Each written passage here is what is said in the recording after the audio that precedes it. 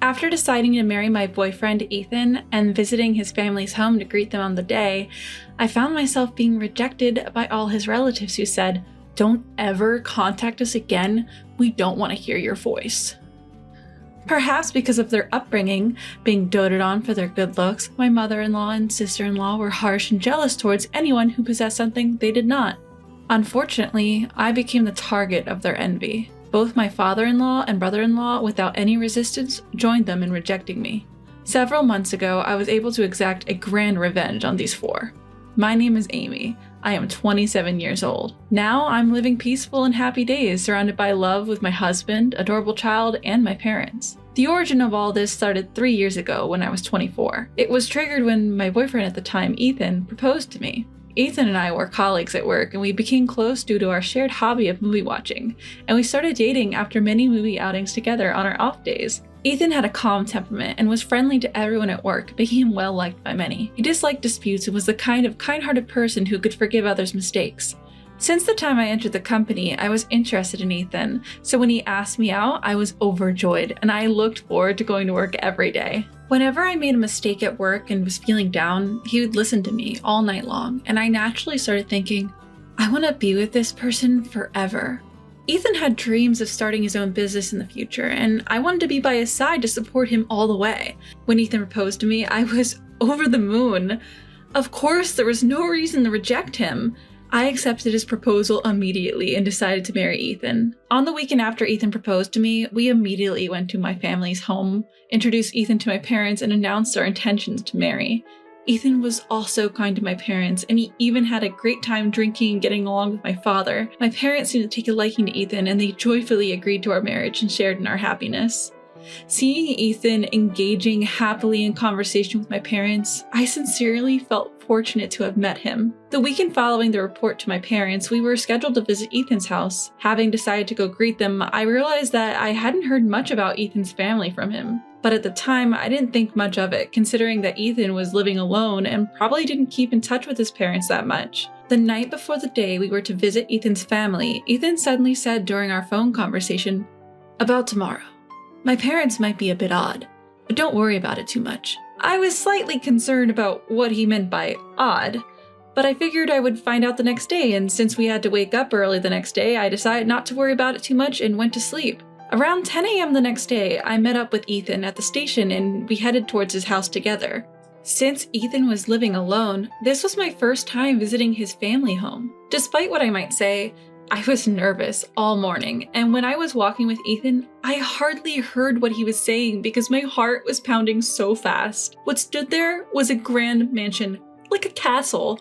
The garden was vast, and I was petrified when I thought, Ethan grew up here? My nerves eased a little when Ethan, with his usual gentle smile, said, "Are you nervous? It's okay, let's go." As soon as the front door opened, my mother-in-law was there to greet me. "Oh my, you've come all this way? You must be tired. Come on in quickly." She greeted me kindly. She was very slender, well made up, and her hair was beautifully arranged. Her expensive, wrinkle-free clothes were flawless. Once inside, my father-in-law, brother-in-law, sister-in-law, and their children were waiting. Everyone in the family other than my mother-in-law greeted me with smiles, which was a relief. I was warmly welcomed, took a seat on the sofa, had dinner while chatting with everyone, and announced our engagement. Ethan's family was very pleased, especially my mother-in-law and sister-in-law were excited, saying, "We're so happy to have such a cute girl join our family." I was moved by the warm welcome from these people. The pleasant conversation continued. Ethan's family were very talkative, and according to the stories that came up, my father-in-law ran a company that sold package tours, and my brother-in-law who lived with them was working there as an executive director, intending to take over the company in the future. My mother-in-law and sister-in-law were housewives, supporting their husbands' lives, and they were living gracefully, attending dance classes and flower arrangement lessons during the day. My sister-in-law also took care of her appearance, and she exuded a confident atmosphere. My father-in-law was very kind, always smiling at me and making me feel at ease by bringing up various topics so that I wouldn't be nervous. I was sincerely glad he seemed like a good person. At that moment, a certain conversation with my father-in-law broke the harmonious atmosphere. "Amy, I heard that you work at the same company as Ethan. Are you a contract employee there?" No, I originally joined the company as a regular employee after graduating from university, just like Ethan. The company where Ethan and I work is a major corporation known to the public as a top-tier company. It's a popular company among job seekers, and getting hired as a regular employee is challenging. But luckily, I was hired as a new graduate after college. Oh, is that so? Huh. In that case, where did you graduate from? I graduated from Harvard. That's amazing. You must be really talented. I'm so proud that someone as talented as you is marrying into our family. Amy's awesome, isn't she? She is very hardworking. She's competent at work and quick-witted. I'm so happy to be marrying her. My father-in-law and Ethan praised me so much it was embarrassing. In fact, I went to a top-tier university in the US, and I studied hard during my high school years, even at the expense of my sleep. My parents, who didn't have much money, worked hard to get me through college. I was determined to attend a good college, land a decent job, and someday definitely give back to my parents. I'd been striving towards that with all my heart. Caught up in a lively conversation with the two others, I noticed that my mother-in-law and sister-in-law had gone quiet. I thought, oh no, and I desperately sought a change in the conversation. And noticing a beautiful arrangement of fresh flowers on the table before me, I asked, "Mother-in-law, that flower arrangement is lovely. Did you put it together?" To which she responded somewhat gruffly, "What? As if you, a professional working in a top-tier company, have any interest in housewives' time-killing activities."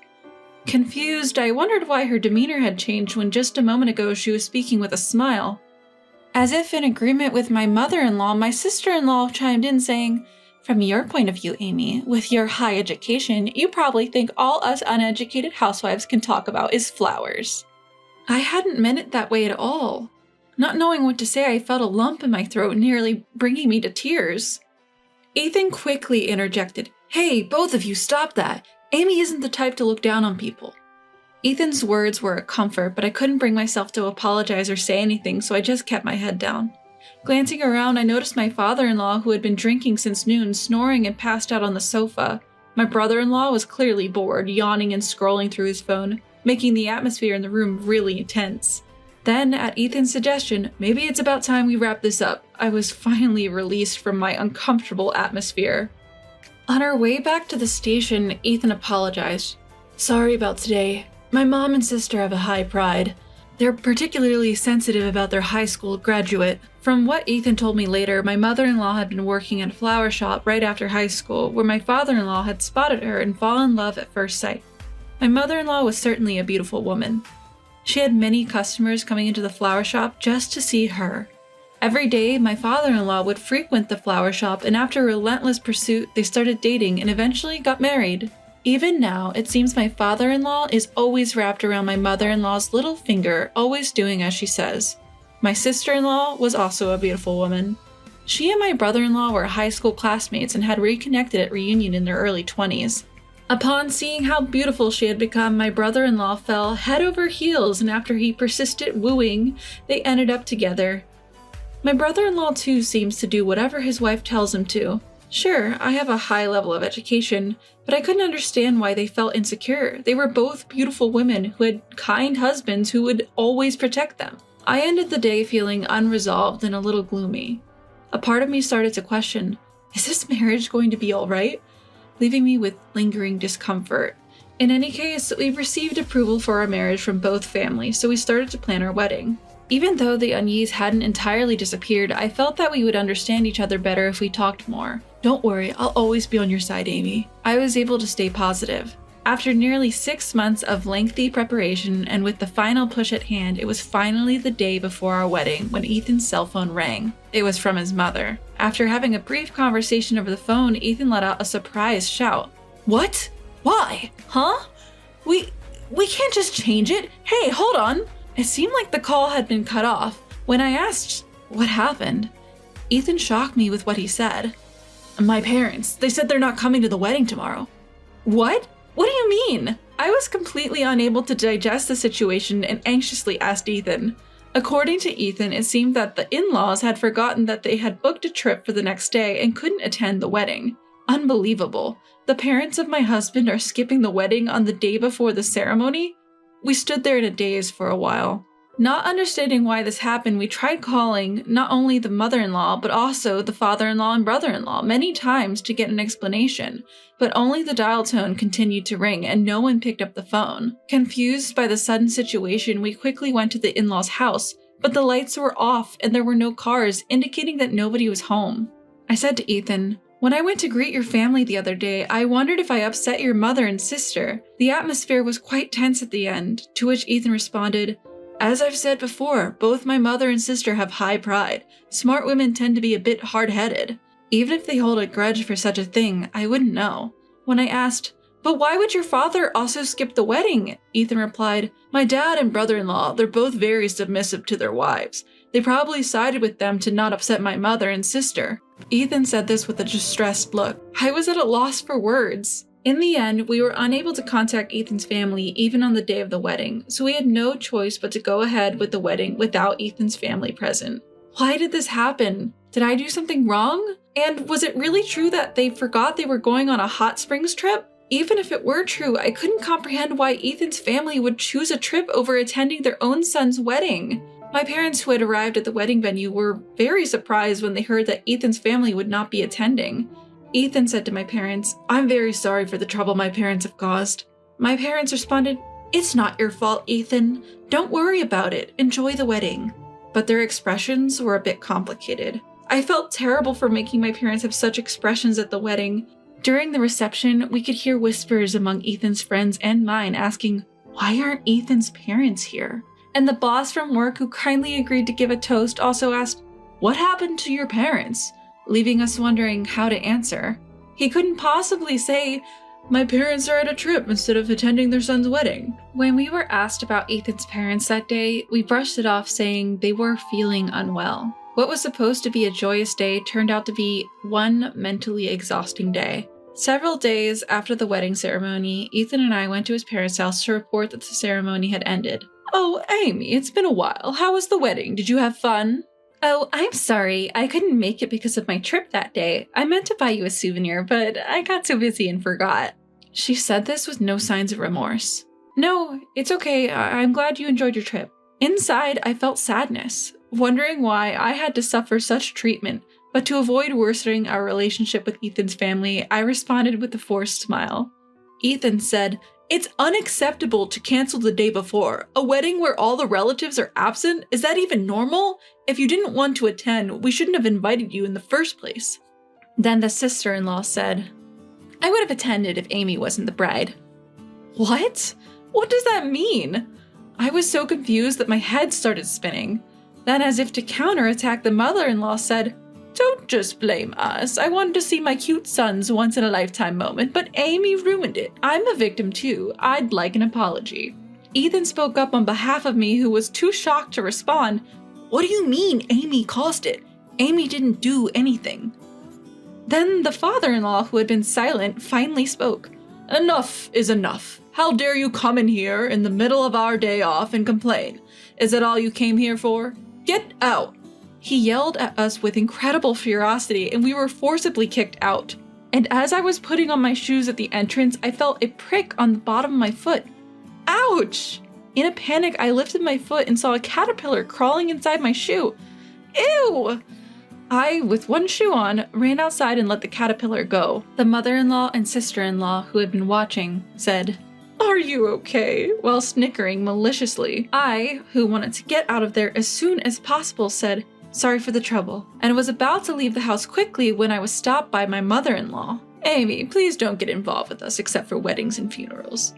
Huh? Before I could ask why, she abruptly closed the door, ending the conversation. I really don't understand what I've done.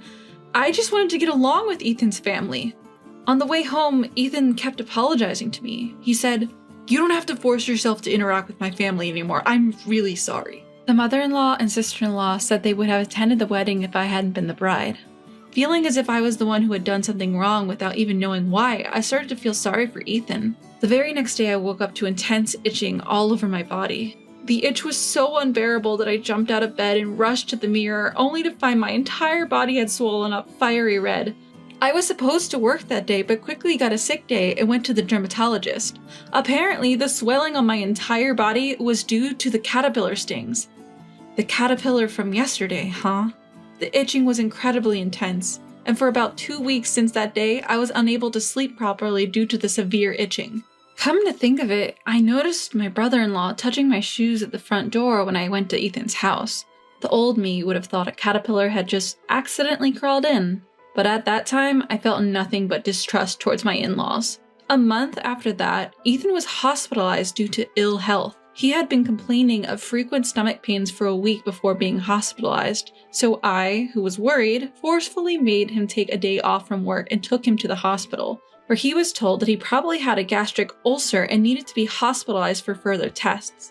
I was told not to contact them unless it was for a wedding or a funeral, so I hesitated, but I thought that it was not something to keep secret from Ethan's parents, so I plucked up the courage and called my in-laws.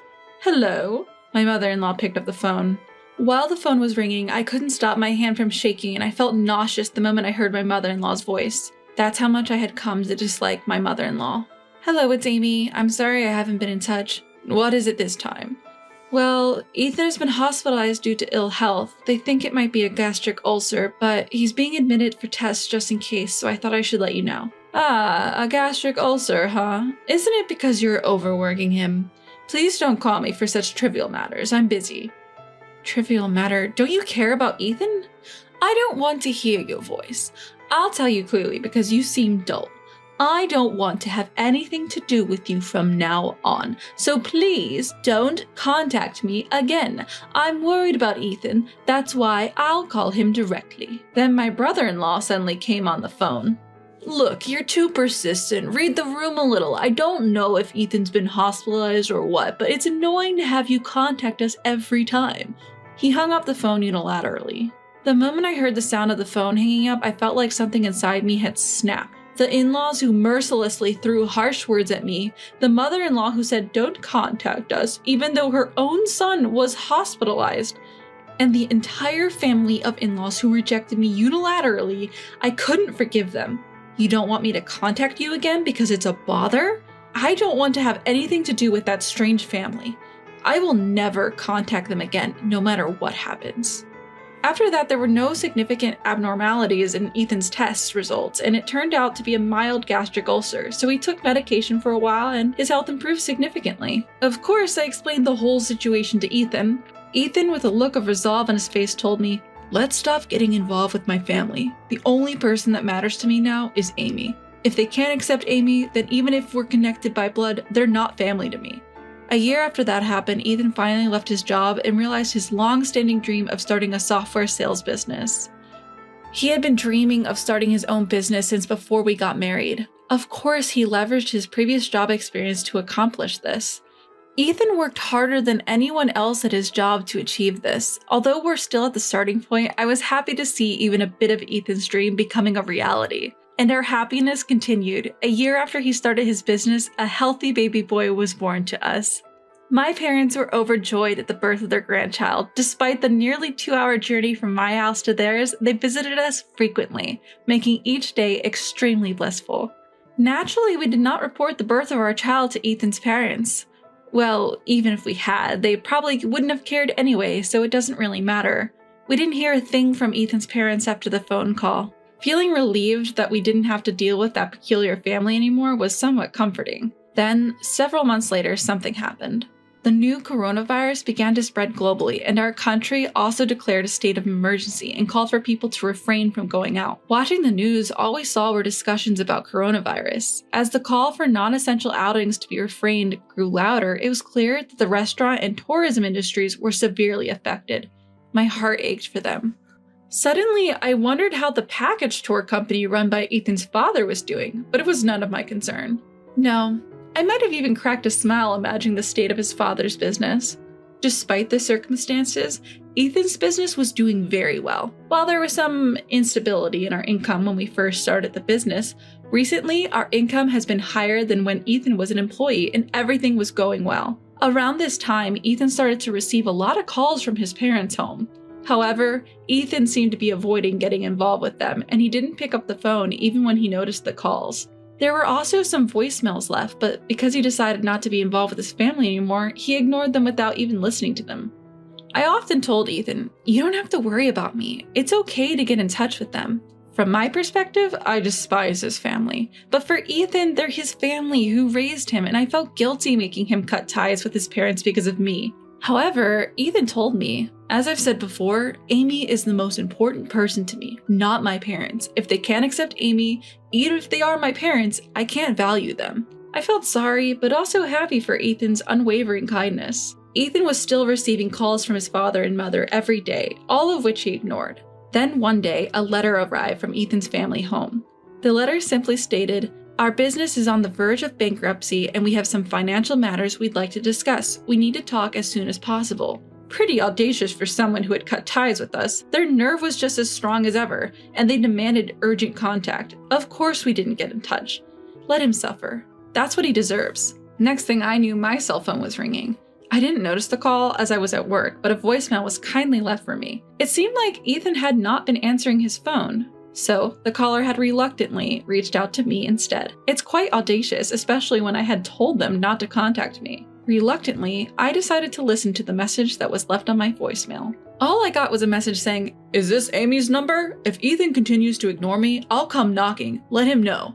That's all it said. 2 days after the voicemail was left, Ethan had the day off because it was Saturday. We were enjoying a leisure family day at home. We had just finished lunch and were discussing what to do for the rest of the day when the doorbell rang. When I checked the monitor, there stood my 4 in-laws. Seeing my shocked face, Ethan came over to check the monitor as well. Ethan let out a heavy sigh and said to me, "You don't have to answer. They'll give up and leave if we don't open the door." However, I said, "It's fine. They've come all this way, so we should let them in. It's kind of pitiful." Ethan thought for a moment, then said, "Okay," and unlocked the door. Pitiful? No way would I ever feel that way about such diabolical in-laws. I purposely didn't tell Ethan about the voicemail. All of this was to lure them into our home. Of course, my shock at seeing them through the monitor was just an act. I knew they would show up sooner or later. There was a reason why I let Ethan's parents into our house. The real retaliation is yet to come. It's time for a full-scale confrontation. The entire in-law family had come to our front door. As soon as the door was opened and the 4 of them marched in without a hint of restraint, spoke in a frustrated tone, "How long does it take to just open the door?" Such a bunch of ill-mannered people, it's unbelievable. As soon as they entered the house, Ethan's mother saw our son happily playing with his toys on the floor and said, "Whose child is this?" I responded, "He's our son."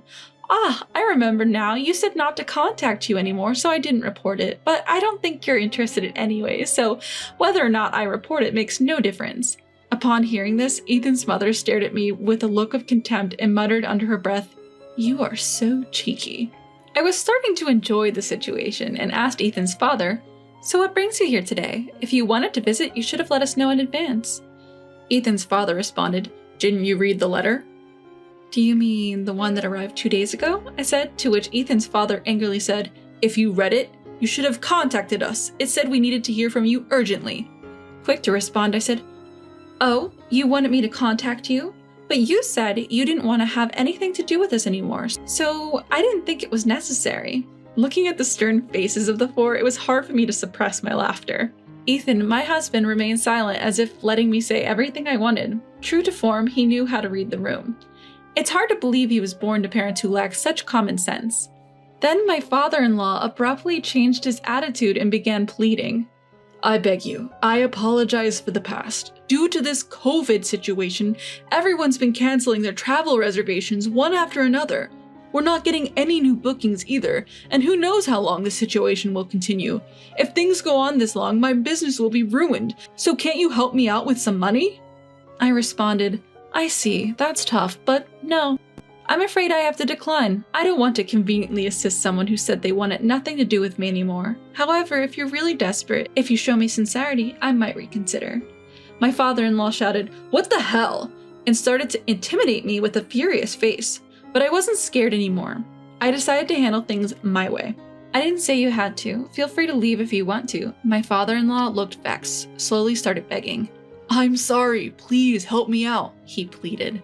Seeing that, I didn't respond. He told the other 3 to also apologize to me, and finally, all 4 of them started begging.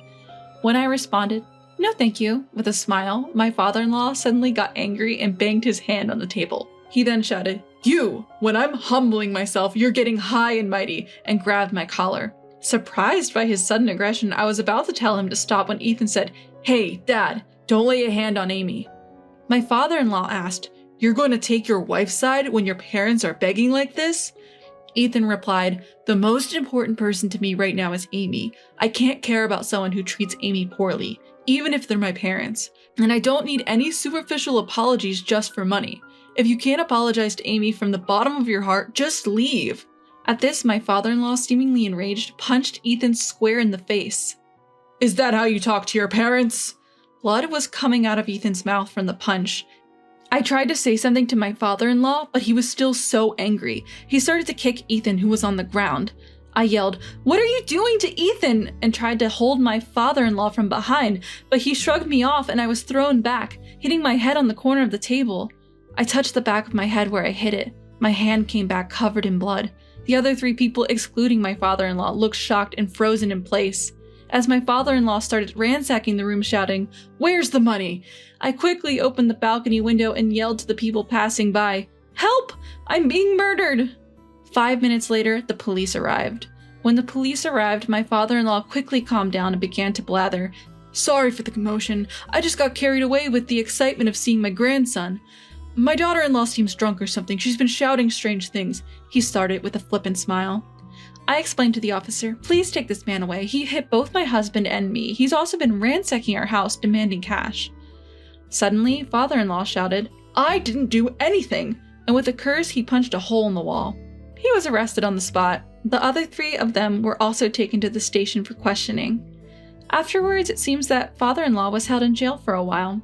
Ethan, my husband, had been punched in the cheek, but fortunately, it was just a light cut and bruise that healed quickly.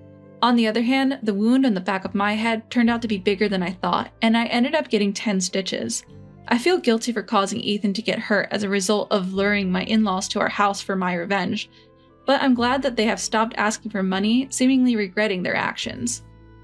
From what I heard later, as I expected when they first met me, father-in-law praised me and both my mother-in-law and sister-in-law became jealous. The 2 of them apparently instructed father-in-law and my brother-in-law to act coldly towards me. Of course, neither father-in-law nor my brother-in-law could stand up to them and were merely doing as told. The caterpillar that ended up in my shoe was likely the work of my brother-in-law, egged on by my sister-in-law. Jealousy is indeed frightening. It's unbelievable how much it can change someone's life. You never know what might happen. Afterwards, as expected, my in-laws had no way of getting their hands on money. Their business went bankrupt. And their house was seized. Now it seems they live in a cheap apartment. Both my father-in-law and my mother-in-law are nearing 70. It's difficult for them to find work again. My brother-in-law had been working at father-in-law's company, but taking advantage of being the boss's son, he didn't work seriously and seemed to spend all day at the casino. Approaching 50 with no useful skills, it's hard for my brother-in-law to find a job, and it seems he's now making a living with a part-time job at a convenience store. My sister-in-law had been a stay-at-home wife with no significant career, and she seemed to be job hunting at employment agencies and the like. However, due to her selfish personality, she kept complaining about this and that and couldn't hold a part-time job down for long. Now, she seems to be cooped up at home.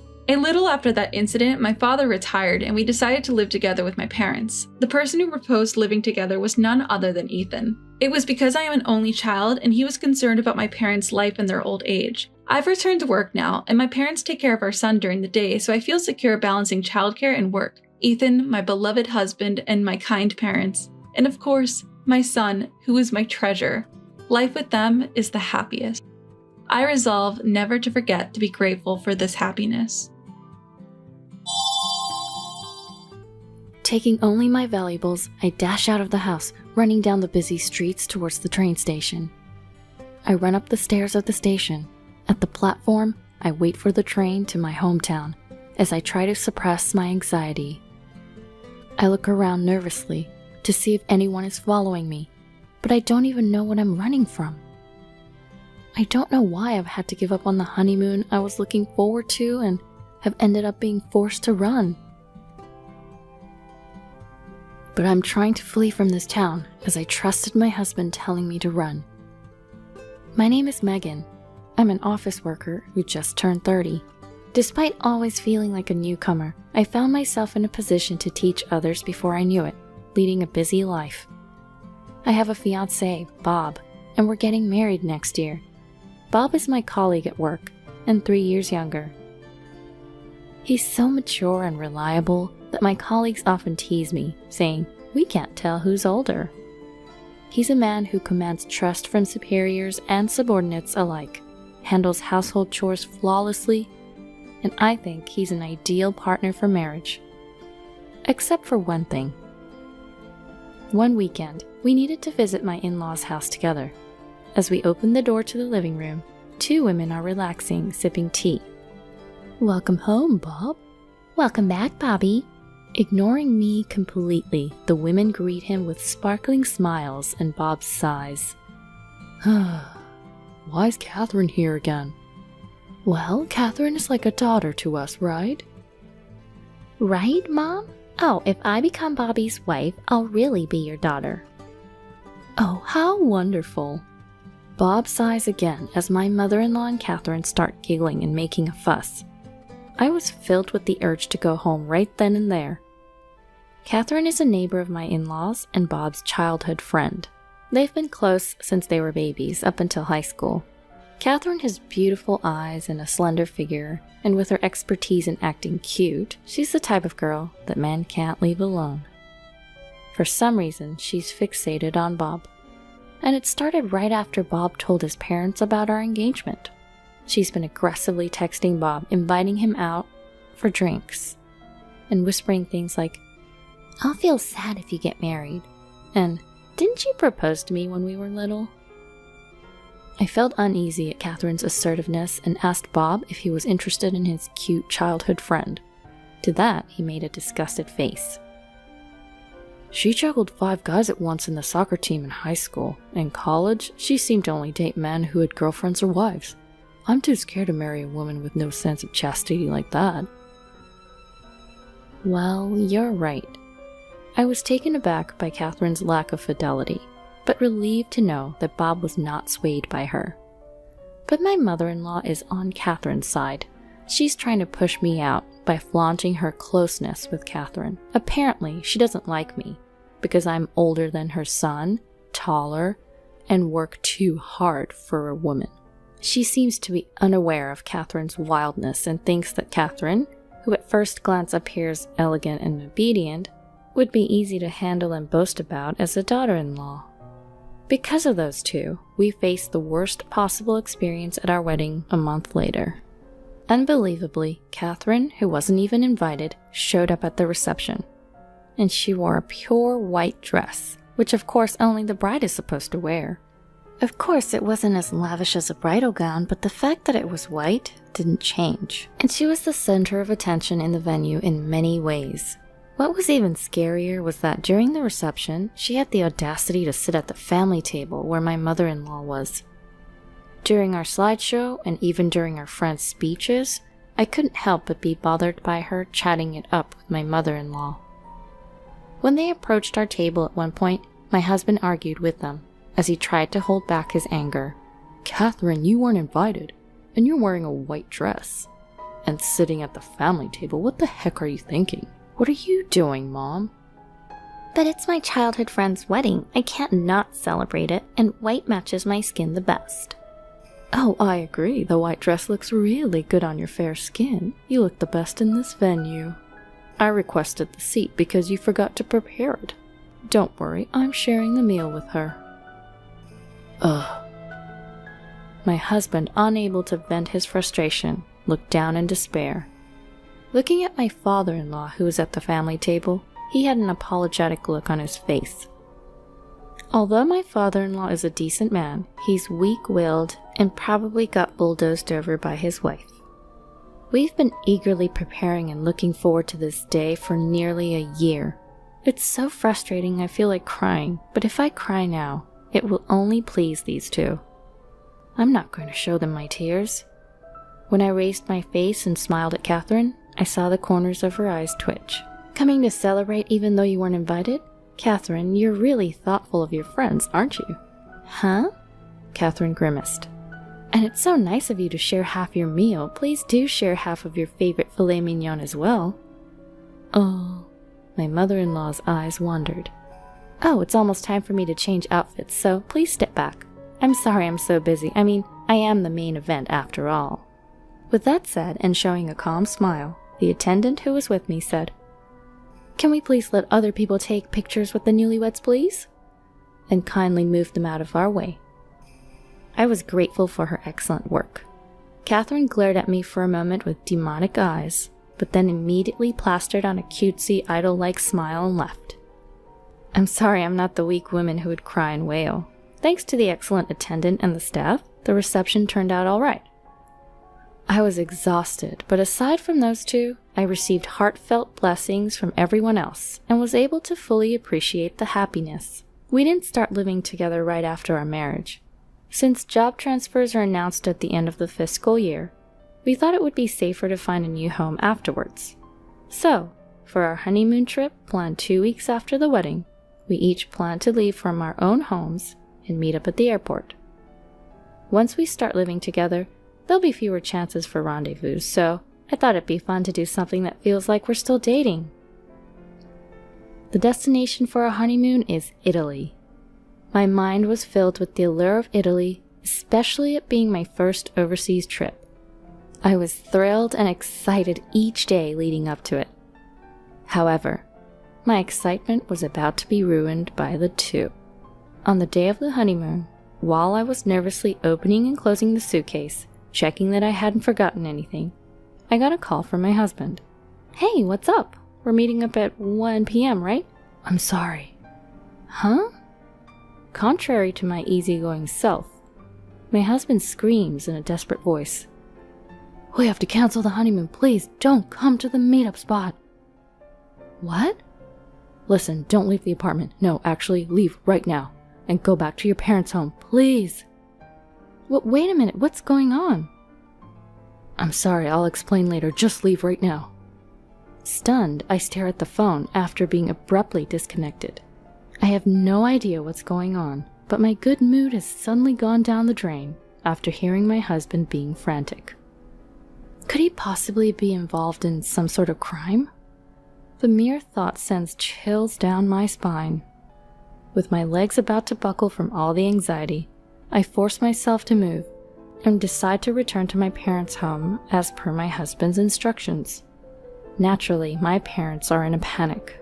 Their daughter, who was supposed to be going on her honeymoon, has come home with a pale face. Seeing the disgraceful behavior of my mother-in-law at our wedding, they were even more worried. Even if I wanted to explain the situation, I too was at a loss because I didn't know why I was there. Then I got a call from an unknown number. I sensed something was not right. It was the police. Fearing that I was indeed involved in a crime, I pressed the answer button with bated breath. The police officer, with a much softer voice than I expected, explained why he had called. "We got a call about a couple of women screaming and banging on your apartment door. They seemed quite agitated, so we took them into custody. The older woman claims to be your mother." "What? Wait, me?" Because I had put the call on speakerphone, my mother, who was listening next to me, let out a bewildered shout. Even the police officer on the other end, hearing my mother's voice, seemed taken aback with a surprised, "Huh?" I was dumbfounded for a moment, but I soon realized who the older woman was. It was my mother-in-law, and I assume Catherine is with her too. I don't know why they came to my house on the day of our honeymoon, but I'm sure they're the reason my husband was panicking. Our flight was now hours ago. Because of these people, our honeymoon is gone. No Venice, no pizza, no pasta, no tiramisu, no maritozzo, all of which I was looking forward to. This is awful, just awful. I'm never forgiving them. My mother is sitting right next to me. Those people are complete strangers, I stated firmly to the police officer. "Hold on, Megan, it's me. I could hear my mother-in-law screaming from the other end of the phone, but the officer must have sensed something as he smoothly ended the call with, "Thank you for your cooperation." I suspect that my mother-in-law and the others came to my apartment with the intention of causing me harm. How crazy is it that they would claim to be my mother when they're in trouble? Several hours passed. My husband showed up at my parents' house late into the night. As I suspected, the ones who were held by the police were my mother-in-law and Catherine. Somehow, they found out that we were meeting at the airport, and they had planned to stop me from going to Italy.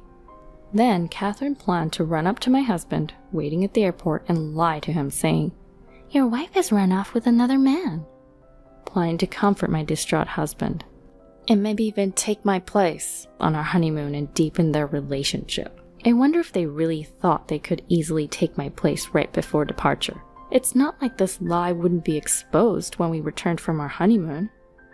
What short-sighted thinking, I thought. But their dreadful plan didn't end there. After stopping me, they intended to take me to a man my mother-in-law had chosen. To my mother-in-law's 50-year-old unemployed brother. For that purpose, they had Catherine's cousins waiting in a car, which gave me chills. If this plan went through with my mother-in-law's brother and me, and my husband and Catherine, my mother-in-law thought we probably wouldn't be able to stay as a couple.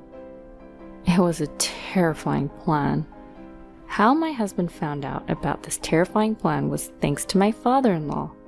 He happened to hear my mother-in-law and the others making plans and secretly contacted my husband. My husband was planning to do a little work before heading to the airport, so when my father-in-law called, he was still at work. He immediately called me in a panic. By the time he delegated his work to a colleague and arrived at my apartment, my mother-in-law and the others had apparently already been taken away. After that, he went to the police with my father-in-law, sorted out various things, and finally managed to get here. My husband apologized profusely for the actions of my mother-in-law and the others, and for our cancelled honeymoon. He did everything he possibly could, and seeing how worn out he had become in just one day, I couldn't bring myself to blame him. But I will never forgive my mother-in-law and Catherine. I will never forgive them no matter what. From that day on, I switched from defense to offense. First, I claimed for the cost of repairs to my apartment door that they had destroyed, various fees to the management company, and the cancellation fees for the honeymoon. Apparently, they were enraged, thinking I was playing hooky and kicked the door, and even hit it with a nearby fire extinguisher. The door was a new high-end one that I had just replaced, so the repair cost was high. I also had splurged on the honeymoon, so everything in total came close to $20,000. Of course, they resisted. "No, I'm not the one to blame. It's Bob who won't admit he loves me. All I wanted was your happiness, Bob." "Huh, I get it." "Bob, you really are kind." "If you're not willing to pay, we're going to court." Court? "If we go to court, we'll also pursue the fact that you tried to kidnap my wife. The costs and the amount claimed are likely to increase." At the mention of the word court, the mother-in-law began to tremble and Catherine began to sob. "But Bob, you forgive me, right? I'm your precious girl, aren't I?" "I'll never forgive you." Eek! Catherine let out a small shriek at the cold glare of my husband. "But I love you so much, it's cruel. You do love me too, don't you, Bob?" "There's no way I could love a woman who casually dates 5 guys at once or goes out with a married man." What? 5 guys? The mother-in-law looks at Catherine in shock. I also back up my husband. "You say you love Bob, but you only started saying that after he and I got engaged, right? Even if you're not interested in a man, you suddenly want him when he's someone else's." You. The mother-in-law glares at Catherine. She must have hit a nerve. Catherine's eyes dart around in panic. Then she points at my mother-in-law and shouts, "You're the main culprit. She tried to use me because she didn't like her daughter-in-law." "Oh my, you're trying to pin the blame on me? Bob, this woman led me astray. I tried to stop this terrible thing." "What?"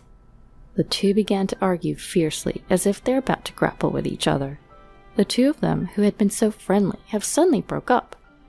What a fragile friendship. In the end, Catherine's parents and the father-in-law intervened, and it was decided to split the claim amount exactly in half. Catherine's parents, who had not noticed their daughter's disgraceful behavior at all, were very apologetic. We brought in a lawyer and filed a restraining order for Catherine and the mother-in-law. Of course, the mother-in-law refused in tears, but their plan was so malicious, even though it was foiled. Neither I nor my husband intended to forgive them. 3 years later, we were living peacefully with our newborn child when a man visited our home. The man, who was stylishly dressed in an expensive suit, introduced himself as Catherine's fiancé. I went back to Catherine's parents' house to say hello, and I happened to meet one of her classmates who told me, "Wasn't she supposed to steal Bob?" "Oh." My husband, hearing Catherine's name for the first time in a long time, face palms. The classmate Catherine and her fiancé met must have attended our wedding and seen Catherine's disgrace. I thought it was a joke, but I was concerned about Catherine's pale face. I'm sorry, but I had it investigated. You and Catherine were childhood friends, but you're not dating now, are you? Of course not. We've never even dated. When my husband emphatically said this, the fiancé looked relieved. But she might be dating someone other than me. What? The Catherine I know is the type who dates a different guy every day of the week. What? Even though she wasn't invited to our wedding, she showed up wearing a white dress and brazenly sat at the family table. No way. I think if you're going to investigate, you should widen the scope, not just me. Oh, all right. Catherine's fiancé responded in a faint voice, then staggered away from our house. It seemed they really did carry out an investigation afterward, and Catherine's history with men embarrassingly came to light. It turns out Catherine's fiancé was the son of a somewhat prominent CEO, and the entire family was furious at Catherine, who had falsely portrayed herself as a chaste woman. Apparently, she had been dating several men while engaged, and not only was the engagement called off, but she's also apparently being sued for damages. If she hadn't let her desire to steal someone else's man get in the way of our wedding, she might have made it to a life of luxury without anyone finding out. Well, her true nature would have been exposed eventually. But this is way too much poetic justice. My mother-in-law seems to be fretting over not being able to meet her first grandchild. She's apparently watching with bated breath as my father-in-law cheerfully brings baby supplies over to our house. There have been several instances where baby clothes were sent via my father-in-law, but I sent them back without even looking at them. Catherine was dumped by her fiancé and drowning in debt, and my mother-in-law was unable to see her beloved son and grandchild. Right now, them being neighbors, they seem to get in a catfight every time they see each other. The neighbors who have to witness these ugly disputes are certainly not enjoying it. Hey Megan, how about we visit the Miami Seaquarium on the second day, and on the third day, let's head to Key West. I heard there's the Overseas Highway. Sounds beautiful. I also want to eat seafood at a Cuban restaurant. I want to swim with the fishies. This year, as our son turns 3, we're planning to take the honeymoon we never got to have. Our destination is Florida. The main goal is to show our son dolphins. Of course, we also plan on trying all the food specialties like Cuban food. We haven't given up on Italy, which we had to put off because our son was still too young. It may be far off in the future, but if it's with my husband, we can make it happen. All because I feel so content and happy every day. Thanks for wasting our time today. I understand this is a marriage proposal, but we do not approve. Please give up and go home now. When we went to my boyfriend's family home to announce our engagement, his mother glared at me, speaking down to me like this. I knew from the start that his parents didn't like me, but I can't back down here. I steeled myself and proceeded to introduce myself to my future in-laws. My name is Marina.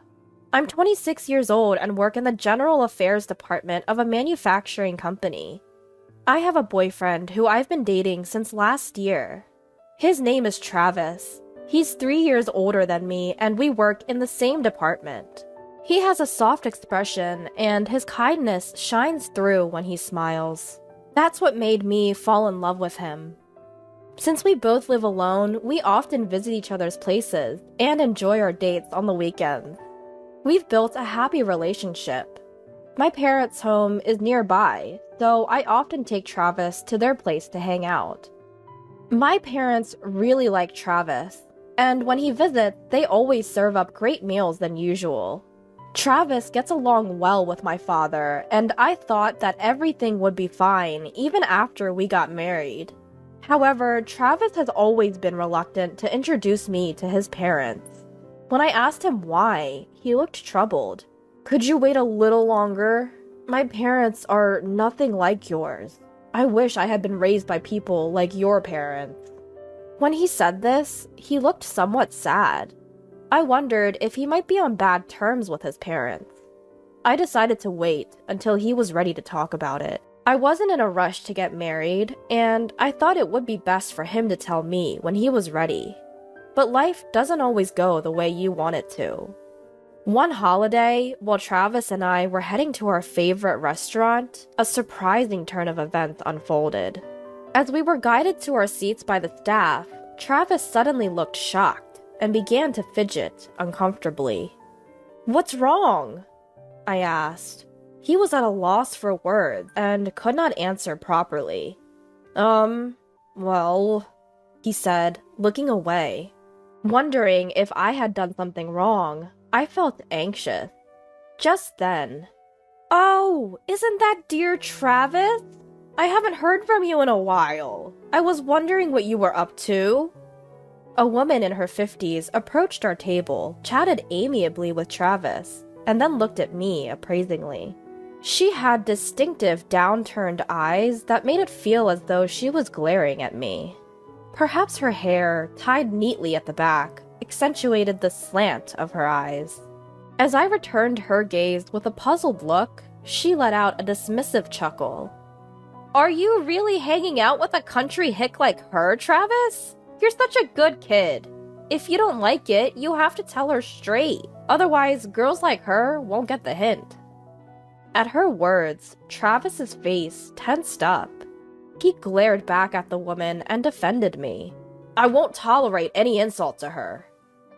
But the woman, giving me a pierced look, said, "It's a pity my boy's been fooled by a girl like you. Leave Travis alone right now."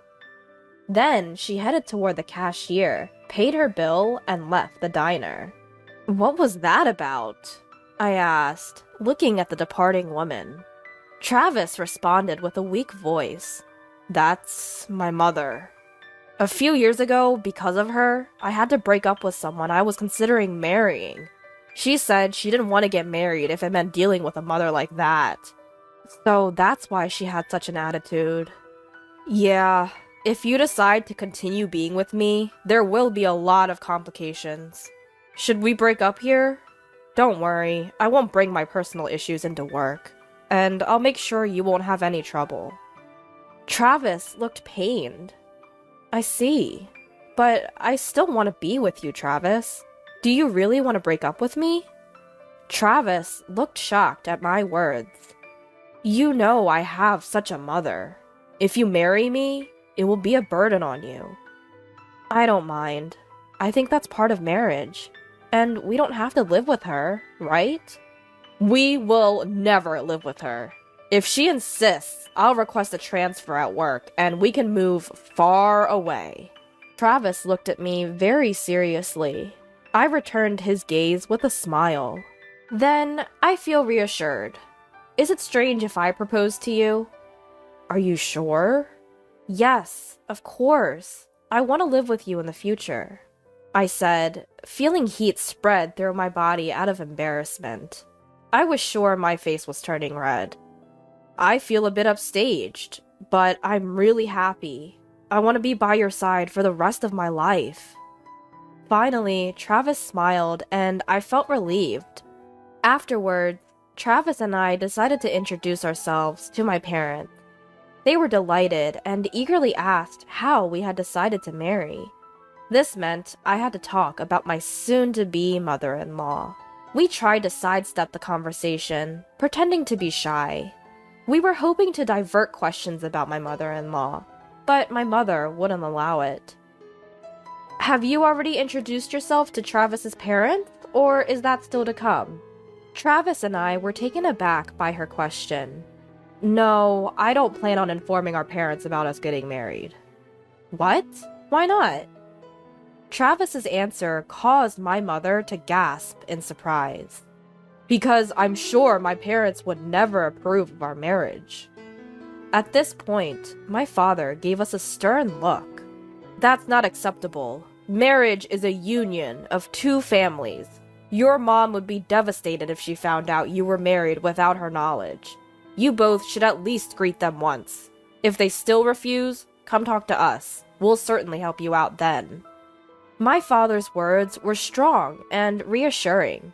However, Travis gave me a look of concern. I'm fine. I said this with a smile, hoping to ease his worries. I thought if we couldn't overcome this hurdle, we wouldn't be able to find our true happiness together. Later, Travis informed his parents that I would be coming to greet and introduce myself. They didn't seem welcoming, but he managed to arrange the meeting anyway. Travis's father was a CEO, and they lived in a large house. The yard was also expansive. When I stepped in, a large dog started barking. Travis approached with a smile and petted the dog's chin. The dog quieted down and let me pet him too. While we were playing with the dog, the front door opened and his parents came out. His mother, with her sharp gaze, exuded an intimidating aura, and his father, equally high-handed, looked down upon me. "Don't touch our dog! You're disgusting!" Those were the first words out of his father's mouth. Without even a greeting, he started berating me. I felt extremely uncomfortable. "How dare you speak to her like that? If you keep acting this way, I won't hesitate to cut ties with you." When Travis said this, his parents glared at me, but didn't make any further unpleasant remarks. They invited us into the house. I found it a bit strange. Travis, with just one look at his face, you would think he's a kind person because of his gentle eyes. I thought he took after his father because his mother had upturned eyes, but he didn't resemble his father at all. Things like skipping generations in genetic traits are not uncommon, and there are plenty of kids who don't resemble either parent. So I thought maybe it's best not to delve too much into that matter. I entered the house, and as I was looking around, a middle-aged man in a suit appeared. "Welcome home, young master." Upon seeing Travis, he bowed to greet him. His kind smile was contagious, and I found myself smiling back at him. "It's been a while, Mr. Williams." "You're all grown now, young master." Mr. Williams looked at Travis and smiled warmly. It was the first time I saw Travis genuinely smile since we arrived at this house. He then introduced me to Mr. Williams. "This is Mr. Williams, my father's right-hand man. To be honest, he's more like a father to me than my own. My father never showed much interest in me, so Mr. Williams often took care of me." "You're the boss's son. I was just doing what was expected of me." "But you've always had a soft spot for me, haven't you? I have to say, I like you more than my father." Travis chuckled. Seeing him laugh innocently felt like a first. As we were talking, my mother-in-law emerged from a room in the back of the house. "Marina, what are you doing? Come here right now!" she shouted angrily. She glared at Mr. Williams. "What do you think you're doing? Slacking off from work? How many times have I told you to stay away from Marina? I'll make sure my husband hears about this. You better head off to work." I understand. I'll do as you say." With that, Mr. Williams nodded and left the room. As an office worker who only does clerical work, I wonder if being the CEO's secretary means you have to visit the CEO's house and be at the beck and call of the CEO's wife. Travis glared at his mother and protested. "Why do you always treat Mr. Williams so harshly? How can you be so rude to someone who's been working so hard for Dad?" "Quiet! You should just do as your parents say. I'll deal with that man. Now come over here." Following my mother-in-law, Travis and I moved to the living room. Travis and I sat on the sofa across from my in-laws, and my mother-in-law was the first to speak. "Thanks for wasting our time today. I heard you two are here to greet and introduce yourselves to get our blessing, but we don't approve of you two getting married, so just give up and go home." I was prepared for the snide remarks. This didn't bother me at all. "No, thank you for taking the time out of your busy schedule for us. Travis and I love each other. It's natural for two people in love to get married. Don't you agree, father-in-law and mother-in-law?" I replied with a composed smile. However, my mother-in-law gave a deliberately exaggerated sigh. "Ugh, you don't understand anything about marriage, do you? Since our last meeting, I've looked into you. You're a mediocre woman who, after graduating from a nothing special average university, joined a small-scale company. And despite your lack of remarkable skills, you've managed to ensnare my Travis, haven't you? Do you really think a woman like you is good enough for our family? Good match is what's important in marriage." "Mom, Marina and I work at the same company. We work the same way in the same place. If Marina is incompetent, then so am I. We're a good match." "Travis, you're different. There must have been a reason for you to lower your standards and join that company. This woman only had that option available to her. And besides..." My mother-in-law, smirking, turning a mocking gaze at me, and continued. "Seems like you come from a poor family. After our money, are you?" At my mother-in-law's insinuation, I felt my blood boil. I had resolved not to let anything she said upset me, but when she brought up my parents, I couldn't hold back my anger and found myself retorting. "Please don't just assume we're poor. What's wrong with calling a spade a spade? Living in a run-down 50-year-old house, driving a car that was released 10 years ago. Did I hit a nerve because I'm spot on? This is why I can't stand poor people. My family home was built by my great-grandfather, who was a carpenter. It's precious to us. As for the car, we simply like it, and have kept it running smoothly. There's no reason for us to be labeled as poor. You did your research, didn't you? You must know what my parents do for a living." "Yes, I know your father is a university professor and your mother is a high school teacher. I acknowledge they have respectable jobs. However, there's too much of a disparity between our families. Listen, Travis is slated to take over his father's business someday. Don't think for a second that the daughter of mere educators can marry my son." With that, my mother-in-law cackled loudly. That's when Travis stood up. His face was transformed into something I'd never seen before. A scary expression replacing his usual gentle smile. "It was a waste of time trying to talk to you people. I'm cutting ties with you. There's no way I could forgive you for bad-mouthing someone I care about. Marina, let's go. There's no point in trying to persuade them anymore." Travis grabbed my hand and we left their house. "I'm sorry. I'll explain to your parents that we couldn't even have a conversation with them. Please don't say you won't marry me." I could only nod in response to Travis's desperate plea. Travis and I went straight to my parents' house and told them what had happened as his parent. Travis had anticipated this might happen and had brought along a voice recorder. All of my mother-in-law's snide remarks were recorded, and after listening to them, my parents pondered a bit and then said, "Sure, the way his mother spoke was not nice, but you two are giving up too easily. We'll try to work out a strategy, so you go ahead and keep making your wedding preparations. If you, as adults, have decided to marry, you don't need parental approval. Still, it would be best if you could get Travis's parents' blessing for your marriage." As my mother calmly stated her opinion, Travis and I felt our spirits settle, and we managed to nod in agreement.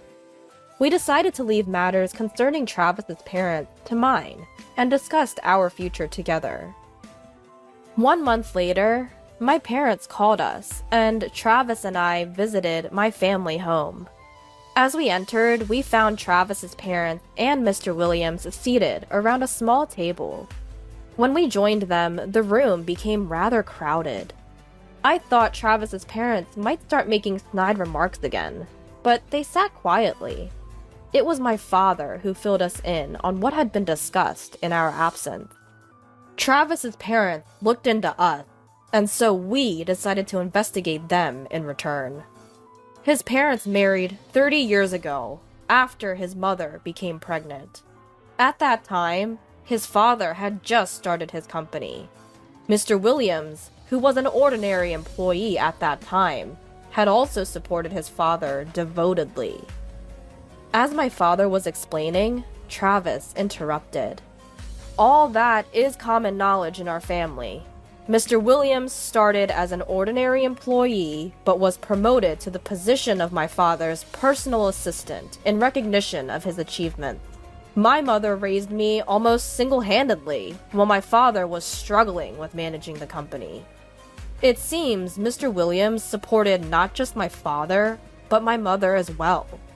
As Travis finished speaking, my father nodded.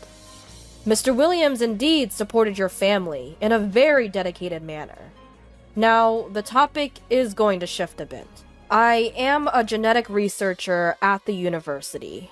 Genetically, children inherit half of their DNA from each parent. Even if the child and parent look very different, they are certainly inheriting half of their genes from each parent. What are you getting at? Travis threw a questioning look in the middle of my father's explanation. I also wondered why my father started talking about this. My usually mild-mannered father had a stern look on his face as he addressed Travis's parents. Please, hear me out. I hired a detective to conduct a background investigation on your parents.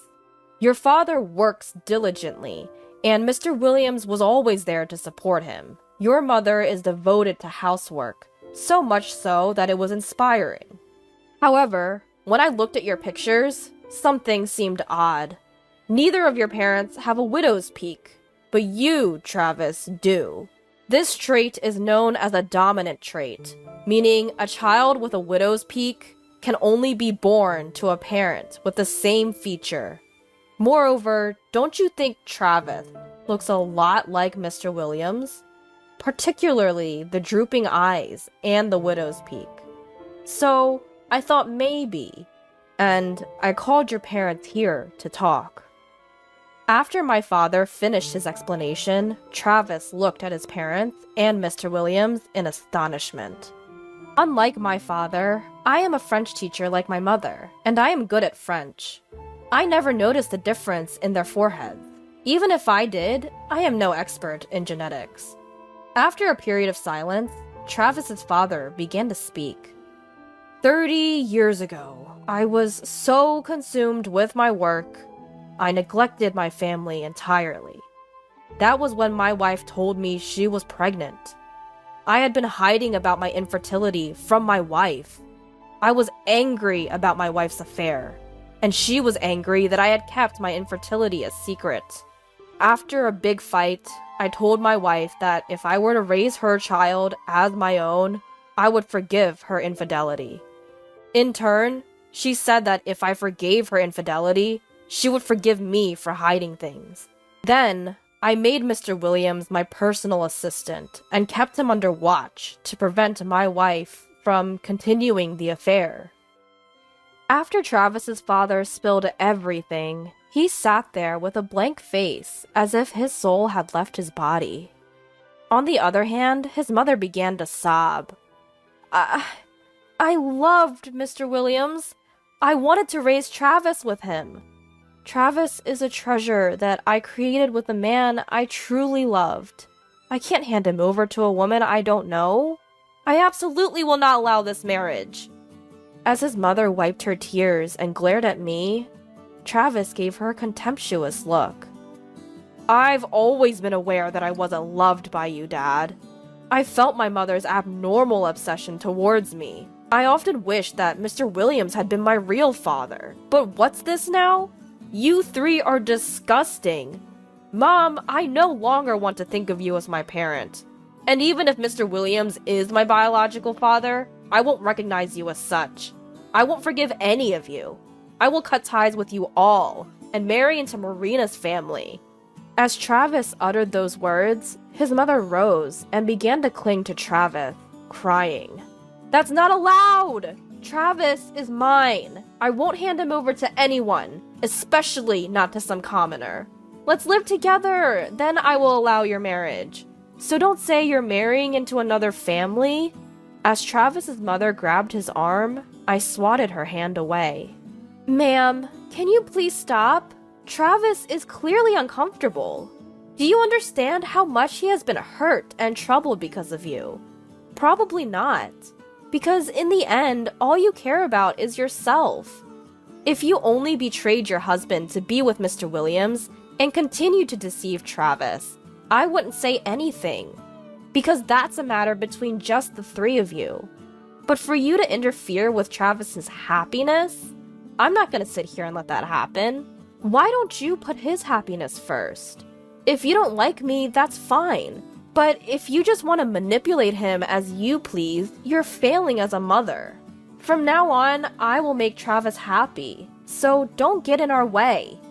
After I blurted that out, his mother began to cry again. She was cursing at me, calling me a cruel woman. But Mr. Williams was comforting her, and we decided to discuss future matters at a later date. A few days later, Travis's parents officially apologized to my husband and me, and my parents. They accepted our marriage, and Travis and I officially turned in our marriage certificate. Travis moved into my house. In the end, it seemed Travis's father could not forgive his wife's infidelity. Too much time had passed to ask for compensation, but they divorced and split their assets. Mr. Williams also resigned and moved far away with Travis's mother. His mother's luxurious lifestyle came to a sudden end, and she was forced to live the impoverished life she had always looked down upon. She occasionally sends letters asking Travis for financial help, but he ignores them entirely. Travis has severed ties with his father because they are not blood related. He has no intention of becoming Mr. Williams's adopted son now, so legally he remains to be the son of his father. They seem to have come to terms with this. Once Mr. Williams resigned and Travis's mother was no longer around to support him, Travis's father's company performance plummeted. He resigned from his father's position, and no one knows where he went after that. A year after marrying Travis, I saw that his parents' house had been put up for sale. We had a wedding ceremony, but because of Travis's complicated family issues, we kept it small, with only close family and relatives. Even so, it was a memorable occasion, and I was satisfied. Now, we have been blessed with a beautiful daughter, and I have quit my job to devote myself to raising her. My parents occasionally visit and help take care of our daughter, which is a great help.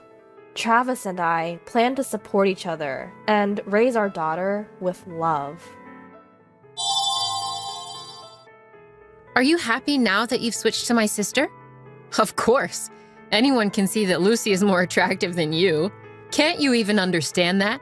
It was definitely the right decision to dump an old hag like you. As Tom uttered these words, my sister chuckled quietly.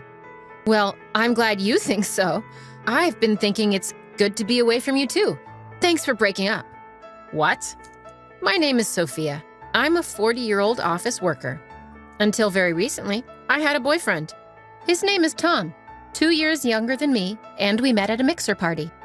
I wasn't planning on attending the mixer, but my colleagues convinced me to go, just to make up the numbers. I had doubts about being the only middle-aged woman there, but all the men were 35 or older, and many were close to my age. I thought, I could have a good time, and I had a lively conversation with all the men at the party. Amidst all this, it was Tom who was keenly interested in me. Tom and I had similar tastes, such as liking the same artist, smoking the same brand of cigarettes, and enjoying the same food. We clicked well, and Tom started inviting me out on dates and for meals. After that, we started dating and our relationship progressed smoothly. Sophia, your cooking is delicious. Thanks. Maybe it's because I've lived alone for so long, and I used to cook a lot as a substitute mother for my younger brother and sister. Oh, you have a sister too. I'll have to say hello to her sometime. At that time, I didn't think much of it, but now I feel that him mentioning only my sister, not my brother, hinted at his flirtatious character. We started dating about 1.5 years ago, and even then he showed signs of being emotionally abusive. Sophia, is dinner ready yet? Just a little longer. I'm making it now. What? I'm starving here. You're really inefficient. Despite us both working, he didn't do any household chores. Although he often came home earlier than me, he would just laze around on the sofa watching TV. What, stew again? Give me something hearty or fried. Yeah, make croquettes. Well, if I start making croquettes now, dinner will be very late. Huh? It's easy to make those things. You're really bad at this. Just go to the grocery store and buy some.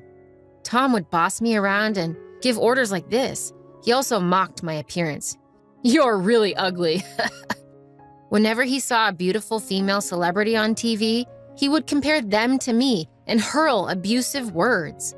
He would also call me an old hag, which was quite ironic coming from him, who was only 2 years younger. Whenever he got irritated or things didn't go his way, he would insult me to keep his mood up. However, he was very gentle at other times, saying things like, I love you, Sophia, or I feel calm when I'm with you. So I thought that the occasional insults were just a sign of him showing his true feelings because he loved me. Looking back now, it was a shockingly foolish interpretation. I came to realize the old saying, love is blind, is indeed true. After we had been dating for about 1 year, he started coming home late. I have to work overtime today, so I don't need dinner. He would just send that message and call it a day. And every time he came home, he was drunk. When I mentioned that he smells of alcohol, Tom gets huffy and claims he only had a drink with his colleagues after work. But it's clear to me that he's had more than just one drink. His face is red, after all. But if I push him any further, he'll yell back tenfold, so I don't have any choice but to stay quiet. However, I couldn't help but sigh when I found business cards from strip clubs and brothels in his suit pocket. Well, if he's stressed out from work, I guess he needs some sort of outlet. But even though he's dating me, he still does these things. He's called me an old hag and an ugly duckling before, but I believed he still loved me as a woman. However, these days, he hasn't been doing that sort of thing. He's been satisfying his desires elsewhere. I've been wondering if we can even still call this dating. But amidst all this, Tom did something surprising. Today, it's on me. Let's go get some sushi. Huh? What's the occasion? Nothing much. Just a token of my daily gratitude, I guess. I found his shy response endearing, and I was excited to go eat sushi. It wasn't high-end sushi, but it was delicious, as it's been a while since I last ate sushi. When we got home from enjoying our sushi, Tom said, I've got some special beer at home for us to enjoy tonight. Oh, thank you. I was surprised since he hadn't done anything like this in a while. It wasn't a special day or either of our birthdays, so I couldn't help but wonder if there was a catch. Then, Tom bashfully dropped a bombshell. Well, I haven't prepared a ring yet, but how about getting married? Huh? It was an unexpected proposal. I was so taken aback that I couldn't respond immediately. As I sat there wide-eyed and stunned, Tom asked me, Is it no good? I was honest about how I felt. I'm sorry, it was so sudden, I'm shocked. I see. I was happy, but I had to voice my concerns. I'm thrilled you proposed, but you've said so many cruel things to me, right? And it seems like you go frequently to those nightclubs. Why did you propose to me despite all that? When I asked, Tom responded while looking me in the eyes. I guess it's because if I'm going to get married, I want it to be with you, Sophia. I've said terrible things to you, and I'm truly sorry. I've taken your kindness for granted. I promise I won't say anything to hurt you anymore. So I want you to marry me." Being told that so directly, I couldn't help but be swayed. I accepted his proposal right then. I was suddenly so happy at the thought of getting married. I couldn't stop grinning. But even then, our old patterns didn't change. "Hey, old lady, get me a beer, will ya?" "Hey, didn't we agree you wouldn't call me old lady?" "Ugh, you're such a nag. Sophia, old lady, both are more or less the same 6-ish letters." "It's not the same at all. You're always nitpicking. It's annoying." "That's because you're breaking your promise. You promised me when you proposed. If this is how it's going to be, I can't bear it." "Ugh, then you shouldn't have accepted so easily." Saying that, Tom, irritated, took his beer and secluded himself in his room. Another day he shouted, "Don't get cocky, you old ugly hag. Any young woman is way better than an old hag like you." When he started talking like this, I too didn't hold back, replying, "If that's the case, why don't you find a young woman and move on? But you're settling for me because no young woman would look at you now that you're an old man, aren't you?" When I teased him like this, he would get furious, his face turning beet red. "Don't you have any sense of gratitude or awareness that you've been chosen? If that's how you want to choose, let's annul our marriage." "All right, let's call off the marriage." Saying so, Tom once again retreated to his room with a beer in hand. Looking back, he seemed to be drinking excessively around this time. Maybe his heavy drinking was what made him short-tempered and his words harsh. Still, the next morning he would apologize. "Sorry, it was my fault. I only have you, Sophia. Sorry for being such a lousy boyfriend, but I really want to marry you." When he said these sincere words, I, in the end, would always forgive him. A few months passed since he somewhat proposed, and finally we started preparing for the marriage. First up, meeting each other's parents. It was my first time meeting his parents, but they were very kind and approved of our marriage. Now it was his turn to meet my parents. "Ah, welcome, Tom." "Lucy, long time no see." My sister, who was living at home, greeted us. Tom had visited my home a few times and had met not only my mother, but also my brother and sister. It was his first time meeting my father, but my father is not scary, so he interacted with Tom normally. "So Tom and my sister are getting married. I never thought she would beat me to it." "Right? You're already in your late 20s. Time flies." "Hey, Mom, stop teasing me about that." My sister puffed up in anger while my mom laughed maliciously. In fact, my sister and I have quite an age gap. She is currently 28. That means there's a 12-year gap between me, who just turned 40, and her. Even though she's in her late 20s, my sister has a beautiful face, so she looks more like she's in her early 20s. My family approved of the marriage, and Tom and I steadily prepared for our wedding. But then, out of nowhere, he suggested we break up. I didn't understand why. Why? We're about to meet both families. We don't have to cancel the family meetings." "What do you mean?" Then the doorbell of our house rang. Wondering who it could be at such a time, it turned out to be my sister. "Lucy, sorry, I'm a bit busy right now." "No problem. I'm involved too." "Huh?" With that, my sister strode into our house. When I followed her, Lucy called out, "Tom!" and to my surprise, threw her arms around him. "Oh, you sure took your time, didn't you?" He chuckled. "I was picking out some cute lingerie for you, Tom, and that made me late," Lucy laughed. "Really? Can't wait," Tom said, patting Lucy's bottom. "What's going on?" I asked. "Huh? Can't you see? This is what's happening," Tom replied, laughing and pulling Lucy closer to his side. "I'm sorry, sis. I fell in love with Tom, and he fell for me too. So I'm going to be the one marrying him," Lucy announced, followed by a guffaw. Unbelievably, just before our wedding, Tom switched from me to Lucy, as if she had just proposed to him. I felt like I was about to faint from shock. "We'll be moving to our new home now," Tom said, heading into his room and coming out almost immediately. It appeared that he had already packed his belongings. "You'll be alone again, sis, but you're already 40, so isn't it fine to stay single?" Lucy taunted with a malicious laugh. Even after they had left, I stood there in a daze for quite some time. What was the time I had spent with Tom all about? Upon reflection, he was a worthless scumbag, but he must have had some charm too. The loss of him brought me intense grief. I cried for a while. It wasn't until I reached out to a friend and talked to my younger brother on the phone that I began to feel a bit calmer. As I calmed down, I was able to think more clearly. As my mind cleared, I felt pure anger rising towards Tom and Lucy. I wanted to pay them back, to make them regret Tom breaking up with me. With that in mind, I decided on a plan for revenge. When I told my brother about it, he agreed to help me. A few days later, the day came for the two families to meet. Apparently, Tom had not yet informed his parents, as they greeted me with, "Thank you for marrying Tom."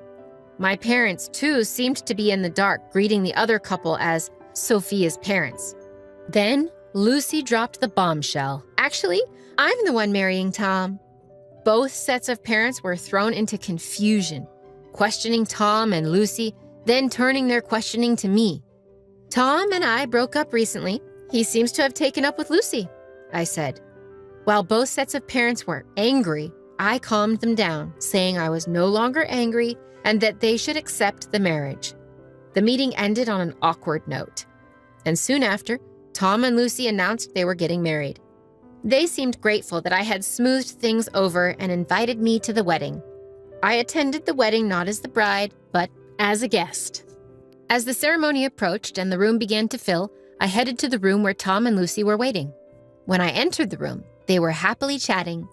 The place where Lucy sat should have been mine, but I no longer felt any envy. "Tom, Lucy, congratulations on your wedding," I said as I entered the room. They seemed surprised to see me, but quickly approached with smug smiles. "You really have some nerve, don't you? Any normal person wouldn't come to the meeting or the wedding after being dumped by their boyfriend for their sister." "You're definitely a bit off, aren't you?" Lucy added, grinning. I asked Tom with a gentle smile on my face, "Are you happy now that you've switched to my sister?" Then Tom burst into laughter and said, "Of course. Anyone would agree that Lucy is more attractive than you. Can't you see that? It was absolutely right to ditch an old hag like you." Hearing Tom's words, my sister Lucy giggled as well. "Good for you. I'm glad I'm free from you too. Thanks for breaking up with me." "What?" Tom seemed flustered, not expecting such a response from me. My proud sister, irritated by my composed statement, bit back. "Sophia, you must be envious. You're pretending to be strong, which is lame. You must be unbearably regretting that I took your boyfriend, right?" "Well, anyone who's happy about being cheated on is just a pervert and the minority. I was frustrated too, but when I thought about it calmly, I genuinely felt good about breaking up with such a terrible man." "What the hell is that supposed to mean?" "As you said, you've called me an old hag and have been overly dominating. If we were married, that would count as emotional abuse and I could sue for damages, you know. Imagine how horrible a husband you'd become if you already acted this way while dating." My sister's face turned pale at my words. "Emotional abuse? Tom, is that true?" Tom hurriedly denied it. "Lucy, don't believe her. I'm a man who treats the woman I love with great care. That means I will take very good care of you." "Tom." Just when the two seemed to switch into lovey-dovey mode, I played a certain voice recording. "Don't get cocky just because you're an old hag and ugly. Younger women are far better than old hags like you." "I'm sorry I was wrong. There's only Sophia for me. I'm sorry for being such a lousy boyfriend, but I really want to marry Sophia." Lucy was stunned after hearing the recording. This is Tom's voice." These are some of the things he said while we were dating. He'd throw harsh words at me one day and ask for forgiveness with sweet words the next. This is his pattern. No way." It seemed that Tom hadn't anticipated I'd be prepared with such evidence, and he snapped at me in a state of panic. "Hey, stop messing around, you old hag. You're just nasty. I'm glad I didn't marry you, ugly, old, and bad-tempered. What's the point of living?" Just as Tom said this, the door of the green room banged open. In walked Tom's parents. "Tom, that's enough. Stop embarrassing yourself in front of our relatives." "What? What's going on?" "Your conversation has been broadcast throughout the entire house. Everyone heard." "No way!" Tom went pale all at once. "No. Is this some kind of a joke? My words were—" "Every attendee heard it all today. I'm disappointed to hear you're such a pathetic man, Tom.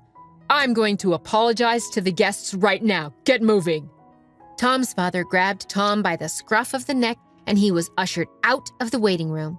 Lucy collapsed onto her knees, looking completely stunned, and hung her head. Both Tom and Lucy had paid a heavy price this time.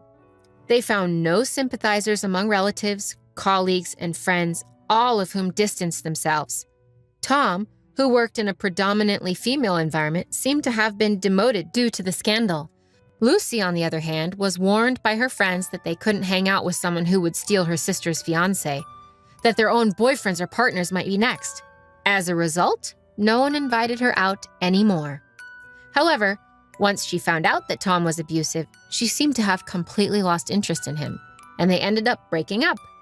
But since they had already submitted their marriage license, they became divorced almost instantly after having spent a fortune on the wedding. Lucy was cut off by her parents, brother, and me after the incident and is now reportedly forced to live a frugal life in a cheap apartment working as a freelancer. Now, the reason why our conversation was broadcast throughout the venue at the wedding was because of a favor from my brother. He owns a company that handles sound systems, not just for large-scale events and concerts, but also for most of the weddings in our area. The venue for Lucy and Tom's wedding was handled by my brother's company. So, he explained the situation to the staff beforehand and had them put a small pin microphone on me to broadcast our conversation to the venue. I didn't expect Tom to make such a spectacle of himself, but the plan was a complete success, and I had my revenge. Afterwards, I decided to throw myself into my work. I was promoted and was put in charge of a project where I ended up dating a man from a client company. He is the same age as me and is divorced, but it seems the reason was his wife's infidelity. He is very kind, doesn't change his attitude suddenly or make harsh remarks, and always speaks to me gently. We haven't talked about marriage yet, but I feel like I can be with him for a long time. But I'm not hung up on marriage anymore, so for now, I'm going to fully enjoy the time I spend with him. Pregnancy isn't an illness, you know. You think someone will come and help you when you're acting sick? My husband Bob harshly threw those words at me while I was suffering from morning sickness. What the? He doesn't even know how I feel. Amid my struggle to understand, divine retribution struck Bob, who had so callously disregarded me. My name is Lisa. My husband Bob and I met at work and we got married. Leaving work is customary for women after getting married, but I continued to work. 3 years into our marriage, I became pregnant with our long-awaited first child. The day I found out I was pregnant, I told Bob right away. "Bob, we're going to have a baby." In response, his eyes widened. Wait, seriously? I'm going to be a dad? "I went to the doctor today. I'm 8 weeks pregnant." Whoa, seriously? I can't wait for our baby. Thank you, Lisa. He hugged me tightly and pledged. I'm going to do my best to be a good dad. A few days later, we also told our in-laws. They always said, "A child is a gift from God," and made sure not to pressure me. I wanted to share the news with them as soon as possible. Lisa, thank you. I didn't think we would meet our grandchild this soon. I'm really happy. Aren't you too, dear? Yes, indeed. It feels like a dream to see our Bob become a father. Thank you so much. My in-laws were moved to tears. My mother-in-law, who obviously had experienced giving birth too, regularly would ask if I was okay, always caring for my well-being. A gentle husband, wonderful in-laws. We're going to build such a happy family together. So I thought. But 2 weeks after finding out about my pregnancy, something suddenly changed in my body. Oh, I feel sick. Could this be morning sickness? I felt nauseous, whether I was awake or asleep, and the constant feeling of nausea at work made it hard to eat properly, causing my health to decline rapidly. I had decided to work up until maternity leave, but I couldn't continue working at this rate. I decided to talk to my husband. Bob, can we talk for a second? What's up? Actually, I'm having a hard time with morning sickness. I'm thinking about quitting my job instead of waiting till it's time to take maternity leave. Oh, really? Well, if that's what you've decided, why not? Huh? Yeah, thank you. I was somewhat taken aback at how easily he accepted it. Maybe he respects my feelings that much. I had already decided to quit after giving birth, so he might just see it as that happening a bit sooner. My parents live far away, and considering their poor health, I'm not planning on traveling back home to give birth. Although I'm anxious about having my first child, I'm sure I can get through it if my husband is with me. I spent my days believing this. 1 month later. It took a while to get done with the handover process, but I was able to quit my job smoothly. Now I just need to stay rested until the due date. But my health didn't improve at all. At first, I was doing as much housework as I could, but as my belly grew, it became more and more difficult. Bob, I'm sorry, can I just serve bread for breakfast starting tomorrow? When I asked my husband, he turned around with a surprised face. Huh? Why? I'm giving you money for living expenses, right? No, it's not about the budget. I'm feeling sick with morning sickness. It's really hard to get up in the morning. I'll buy the bread. Feel free to make whatever else you like. You mean you want me to prepare my own breakfast? Huh? So you want to sleep in while I prepare my own breakfast and head to work? No, I didn't mean it like that. Whoa, unbelievable. Here I am, working my tail off every day for you, Lisa. And the moment you become a stay-at-home wife, you start slacking off on housework. Must be nice. With that, my husband left the living room. Why? Why would he say something like that? It's not like I asked to get morning sickness. I'm only enduring these rough days to nurture our baby. Holding back my pent-up emotions, I cried alone. Someday, he'll surely understand. I forced myself to believe that. Time passed, and I finally entered the last few weeks of pregnancy. With a belly so large that I could no longer see my feet, I was doing my best to manage the household chores. Bob, I'm sorry, could you take out the trash today? One morning, I asked my husband as he was about to leave for work. Huh? Trash? Don't you usually take it out yourself, Lisa? Well, yes, but today's trash is quite full and heavy. My belly has been aching since the morning, and I was hoping you could just help me out this one time. The next moment, my husband uttered unbelievable words. You're a housewife, right, Lisa? Who do you think you are?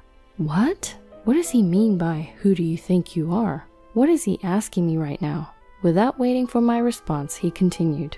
I've been thinking this for a while, but being pregnant isn't an illness, right? So why are you acting like you're having such a hard time? Acting? What are you talking about? I'm genuinely in pain. And that's the thing, you keep pretending to be sick so people will help you, don't you? Lisa, I never knew you were so cunning. I'm a bit shocked. Wait a minute, that's not it at all. I may not be sick, but it's true that I'm in pain, and my belly is so heavy. Let me tell you straight, you're pampered just because you're pregnant. Lately you've been cutting corners with cooking and cleaning. That's not a good housewife, you know? Asking your husband to take out the trash before he goes to work? Are you out of your mind? With that, he left for work. I could feel my shock towards him gradually turning into anger. Who the hell does he think he is? I'm literally carrying your child inside me. I'm not asking him to stay by my side at all times. But is it too much to ask for a little consideration?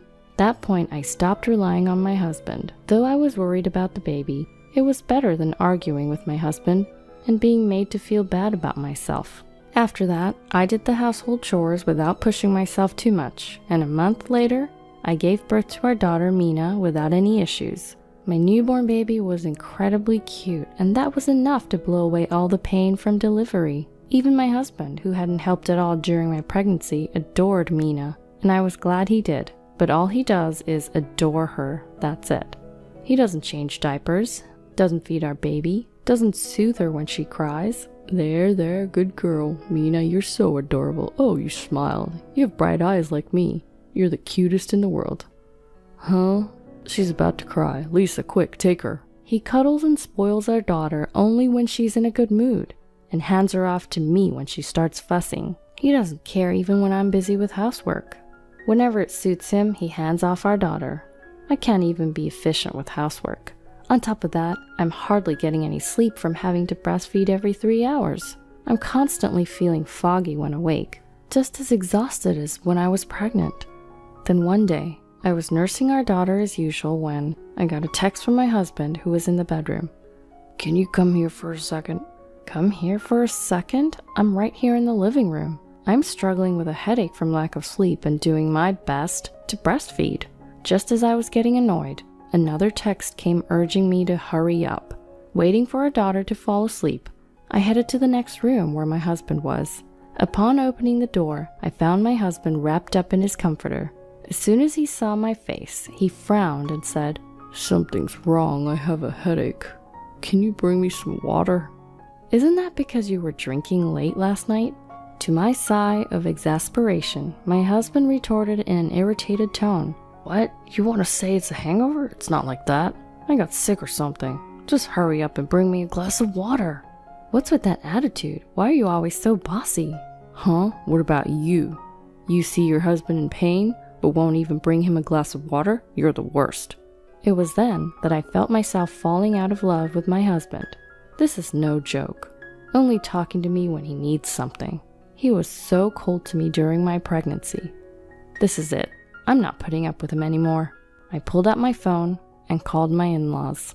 "Oh, sorry to bother you all of a sudden. Is that you? Bob is suffering from a severe headache." "Yes, that's right. He's fussing that he's sick. Can you come over?" My husband was staring at me with a puzzled expression. After hanging up the phone, I said to my husband, "Your mom and dad are on their way here now." "Inviting my folks over? You're overreacting." "Overreacting? You were the one complaining that you're ill, right?" "But still, there's no need to call for my parents. I just wanted some water." "If you want water, can't you get it yourself?"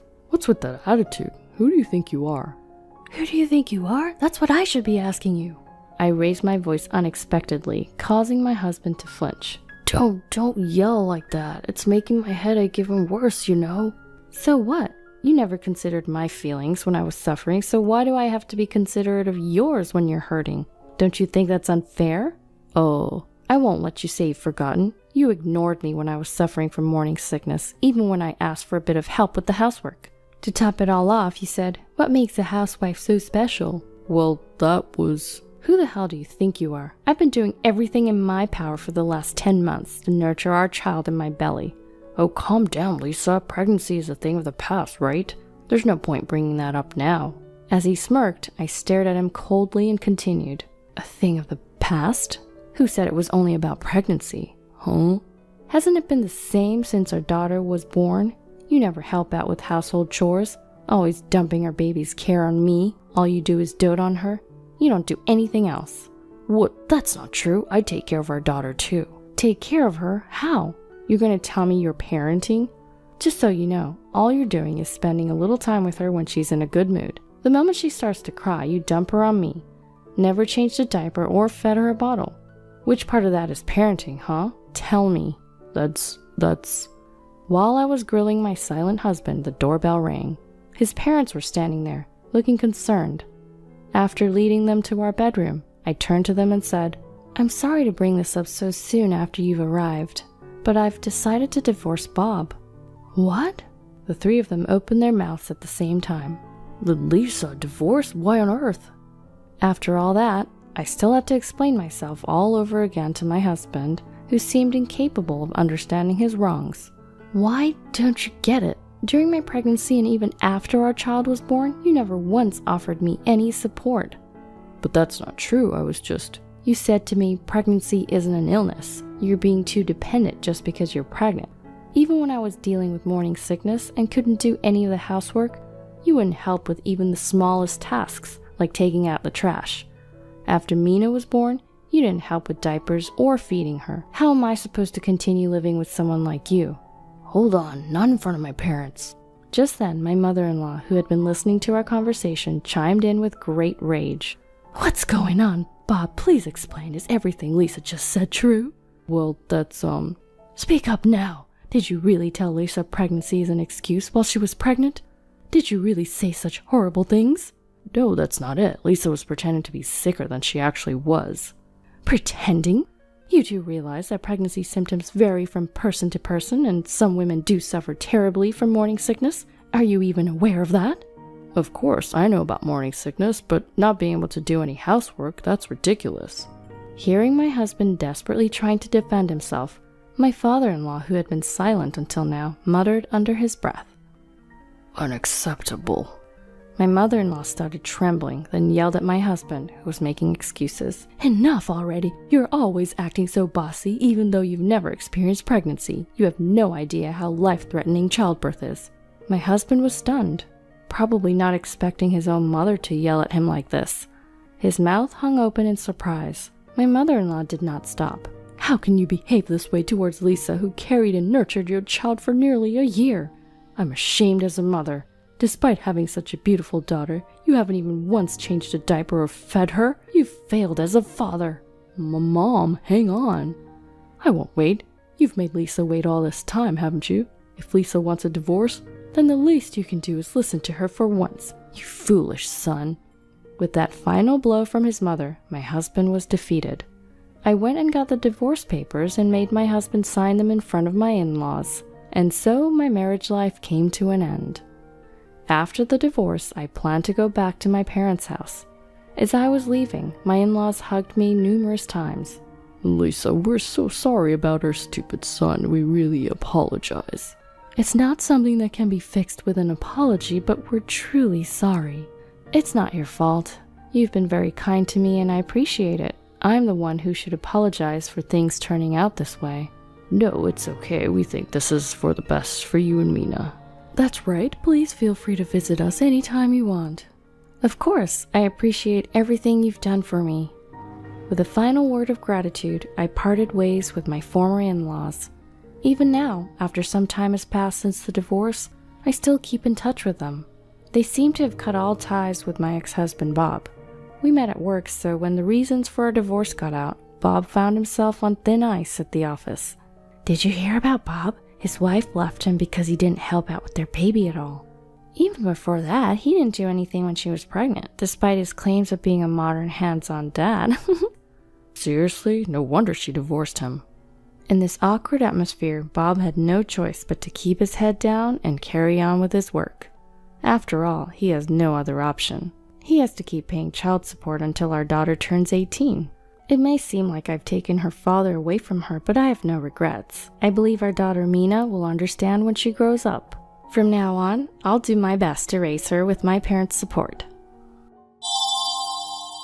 My mother and my ex-husband showed up at the funeral of my precious father. I sarcastically said to them, "Nice of you to show up after all you've done such a thing." But they seemed not to mind it at all. This is my father's funeral. Their presence is a given. I couldn't stop laughing at my mother's comment. "I came here for inheritance." Sorry, but there won't be any inheritance for you. My name is Lila, a 32-year-old office worker. I have been married to my husband Kevin for 2 years now. We met several times as business contacts and gradually got closer and started dating. However, I was hesitant to date him at first because he was 6 years younger than me. When I asked him, "Are you okay with an old lady like me being your girlfriend?" he looked straight into my eyes and said, "I don't care about age. I like you, Lila." I was taken aback by his unashamed confession and fell for him. From there, we steadily continued our relationship, and eventually he proposed, leading to our marriage. We immediately went to meet his parents. His parents were very kind people, and they accepted me. I quickly grew to like his cheerful and outgoing parents, who were much like my husband. Then, we went to my family home and introduced him to my parents. "He's quite young, isn't he?" "But he's very polite and seems like a nice guy." My parents quickly took a liking to him. He also had a positive opinion about my parents, saying, "Your parents are very kind." And so, without any issues, we got married. After our marriage, we both worked while sharing household chores, based on what each of us could do. "Lila, your cooking is really good." Really, I'm glad. This is a recipe my mother taught me. No, actually, I studied it myself. My mother didn't cook much. I guess she was very particular about salads and oils, though. Oh, is that so? She's health conscious then. Well, she used to be a model. Really? Oh, didn't I tell you? From around high school until she was 19, she worked as a teenage model.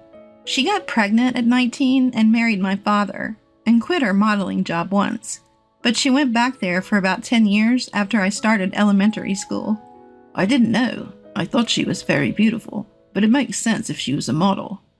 Next time you should tell her directly. I think she would be really happy.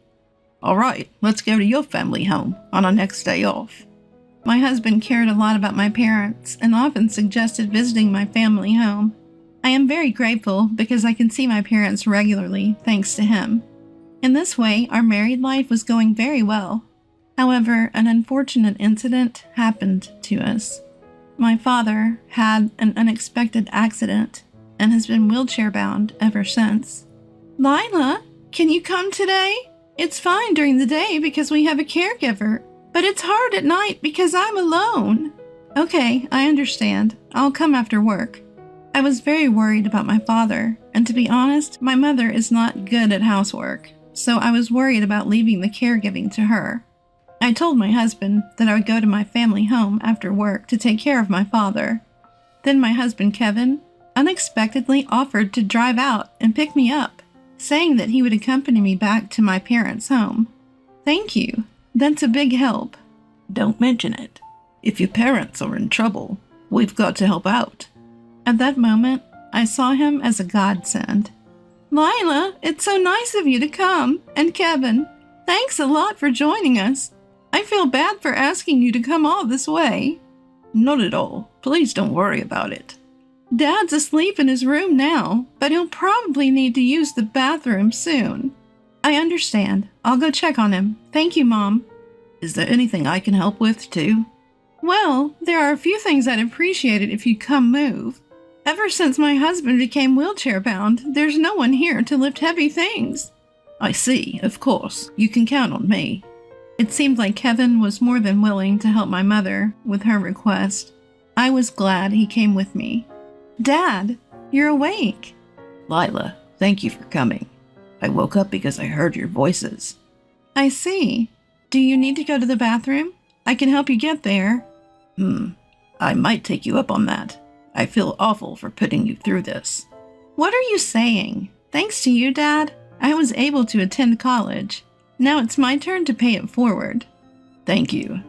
After caring for my father, Kevin and I went back to our home. When we arrived, Kevin had a suggestion. How about we move in with your parents? What? Honestly, it must be tough for just your mom and dad to live alone in their current situation. But are you okay with that, Kevin? It's not your parents, and you might feel uncomfortable. Not at all. Your parents are genuinely kind, so I'm totally fine living with them. Kevin, I was truly grateful for his proposal. Honestly, I was thinking the same. My mom and dad have a 15-year age gap. My dad was a business owner, and he met my mom at a high-class party. There, my dad was smitten at first sight with my mom's beauty, and they started dating. They decided to get married when they found out that my mom was pregnant. My mom was not good at housework, so my maternal grandmother used to come over to clean and cook. In fact, I remember my grandmother cooking when I was a child. My mother had a unique perspective that as long as she remained beautiful, she didn't have to do anything else. So she didn't do any housework at all. I learned to do housework and cook when I went to college and started living alone, but my mom is helpless. She can't take care of my dad on her own. So I wanted to be by my dad's side and support him if I could. There's another reason why I want to live with him. What's that? The truth is, I'm pregnant. Really? Yes. Seriously? Am I going to be a father? That's right. In that case, it's all the more reason for us to live with your parents. I agree. I'll contact my mom right away. When I told my mother that I was going to live with them, she agreed, saying, "That would be great help." Hence, my husband Kevin and I moved to my childhood home and began our life together there. This opportunity also allowed me to become a full-time homemaker. While caring for my father at home, I successfully proceeded with my pregnancy preparations. My mother would take me to the hospital when needed, and even though I couldn't cook, she would buy the food we ordered from the supermarket. This was really helpful to me, and it was a huge relief to live at home where I rarely had to be alone. Kevin also seemed to communicate well with both my parents. He would express concern for my father's health and would engage in enjoyable conversations with my mother. Seeing this, I truly felt blessed to be married to him. Kevin, could you accompany me for shopping? I heard that a supermarket a bit far from here has cheaper ingredients today, so I was thinking if we could take the car, my mother asked. Of course, I'd be happy to. Just leave it to me, Kevin replied. The relationship between my husband and mother is like that of a true mother and son, and they often go shopping together on weekends. As my pregnancy progressed and it became more difficult for me to go outside, I was truly grateful that Kevin and my mother were always willing to do the shopping. Time passed, and I successfully gave birth. It was a healthy baby boy. The family rejoiced at my safe delivery and commended me. Now that a boy was born, he could potentially take over my father's business in the future. I believed that our family life would become even more lively and fun.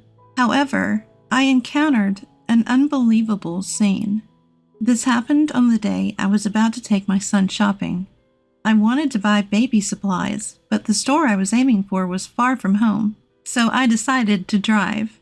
Thinking it would be quicker to buy the items myself rather than having Kevin mistakenly purchase the wrong ones, I asked him to take care of my father while I went shopping.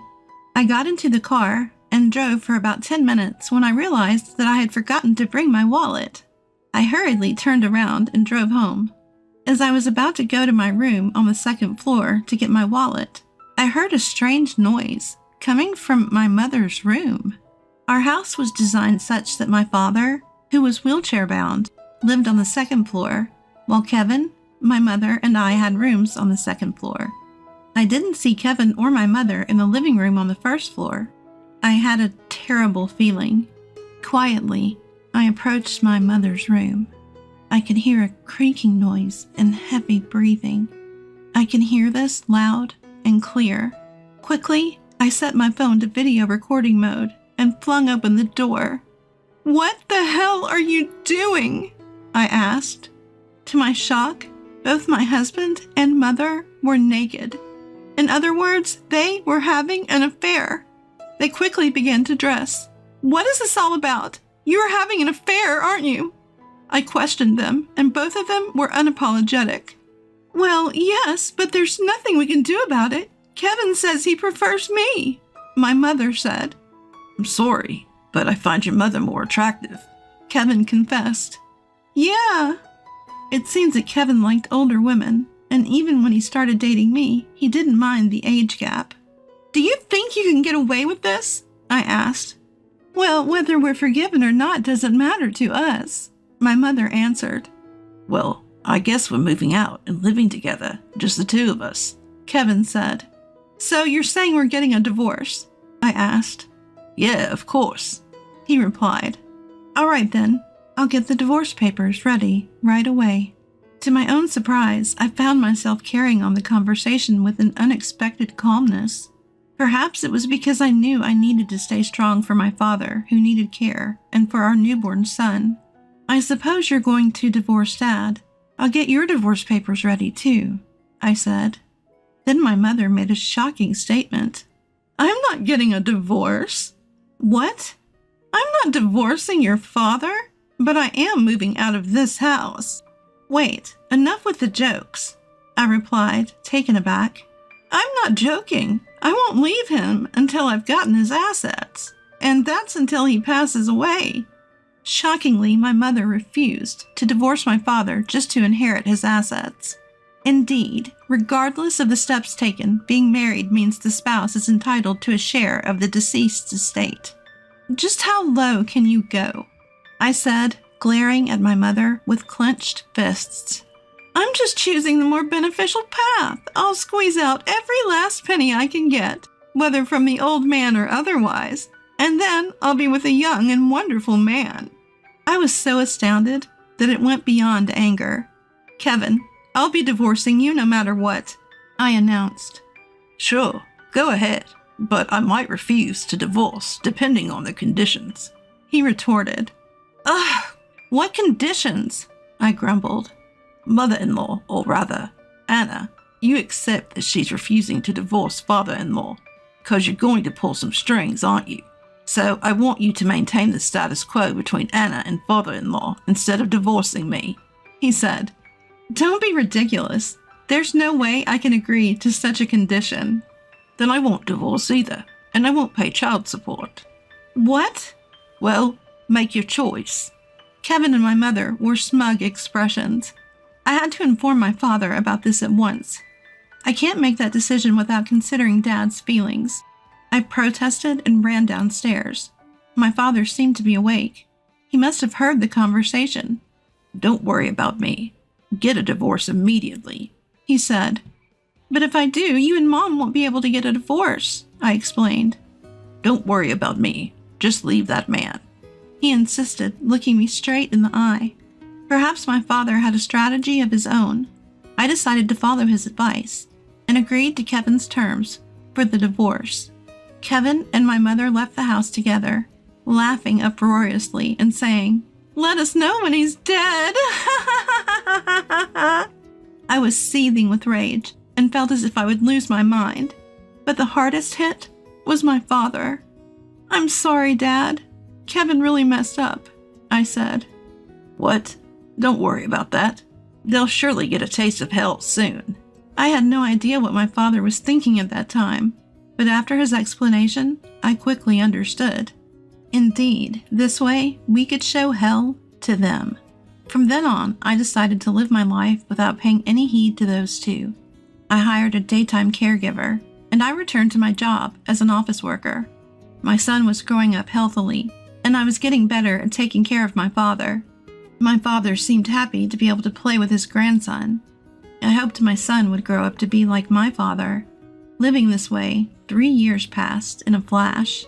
A little while back, my father's health started deteriorating, and he was admitted to the hospital. And from then on, his condition didn't improve, and he passed away. I was prepared for it, so I was calmer than I thought. I immediately started arranging the funeral. My father was a well-respected man, and a lot of people attended his funeral. But among them, I ran into the last people I wanted to see. "Long time no see. I hope you've been well." We came as we promised. It was none other than my mother, Anna, and my ex-husband, Kevin. "Why are you here?" "We came to fulfill a promise." My mother and ex-husband had shown up at my dear father's funeral. "How dare you show up here after you did such a thing?" "Lila, most men and women are drawn together by instinct, so it's inevitable. Rational thinking doesn't apply to those of us who are attracted to each other." They seem not to mind it at all. "If that's the case, why are you here at my father's funeral? Why don't you just spend time together?" "Well, it's my husband's funeral. It's only natural to attend. Plus, as I said earlier, I have a promise to fulfill. Kevin and I came to claim the inheritance. So tell me how much money I'm going to get." I couldn't stop laughing at her comment. "Unfortunately, you won't receive any inheritance." What? What are you talking about? Anna should get a portion of the inheritance. "I'm sorry, but my mom and dad are already divorced. I never agreed to any divorce." "Have you forgotten that you once pushed a divorce paper on my dad? My dad saved it for a time like this. So after you left the house, I submitted the divorce paper. You're now just a stranger to my father, which means you're not eligible for inheritance."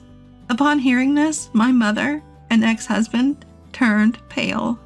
"No way, that can't be true. Do you understand the situation now? Could you please leave?" Many people who adored my father were gathered around us. Everyone was staring daggers at the two who had betrayed and hurt my father. Realizing the situation, They hastily left the venue. I heard that the two had been living a luxurious lifestyle that didn't match Kevin's income. It seemed like they had even spent all of my mother's savings and started incurring debt, saying they were at their limit. That's when they learned about my father's death. They thought they could use the inheritance to repay their debts, but their plans fell through as they didn't receive anything. Now, no one knows where they are. But honestly, I don't care. On the other hand, I had started working at my father's company a few years ago, and I had taken over as the president before his death. Right now, I'm nurturing my son while protecting my father's company as its president. One day, I hope my son will take over this company, but if he finds something else he wants to do, I am committed to supporting his dreams wholeheartedly. For now, while he is still small and adorable, I want to be there to witness his growth closely. Starting today, this is our place. Strangers can scram. Whoa, hold on a minute. What's going on with both of you? After my mother's funeral had just ended, my mother-in-law and sister-in-law began to insult me non-stop. My husband intervened, but the two of them showed no signs of slowing down. You're being tricked. Maybe you've been brainwashed or something? Haha. That's right. It's all because your mom spoiled you. She's the one who raised you to be this way. Your mom's to blame. When my sister-in-law and mother-in-law badmouthed my mother, my anger exploded. I can tolerate them speaking ill of me, but I absolutely will not tolerate them speaking ill of my deceased mother. My name is Kathy, 35 years old. I met my husband David, who is a year older than me, at work, and we got married 5 years ago. I used to live with my mother and husband. Reflecting back, a lot has happened in these past 5 years. 5 years ago, I was working at the real estate company my father owned. I've always been interested in the flow of people and money, so I studied economics in college and applied that knowledge to my work. However, there were those who saw my success as a result of my own ability, and those who thought it was due to my parents' influence. For example, when I heard people talking about me, they often referred to me as the boss's daughter, rather than by my name. Moreover, my husband was the top salesperson in the same company. It seems that he was popular with many women, and I received nasty glances from various people. Of course, I don't think that all of my work success is due to my own efforts. I believe it's all thanks to the cooperation of those around me. But I couldn't help but feel frustrated at being labeled as the boss's daughter. While I was living these frustrating days, my father passed away. My brother took over as president, and the harsh stares towards me became even more severe. You must have screwed up. That's why your brother's now the president.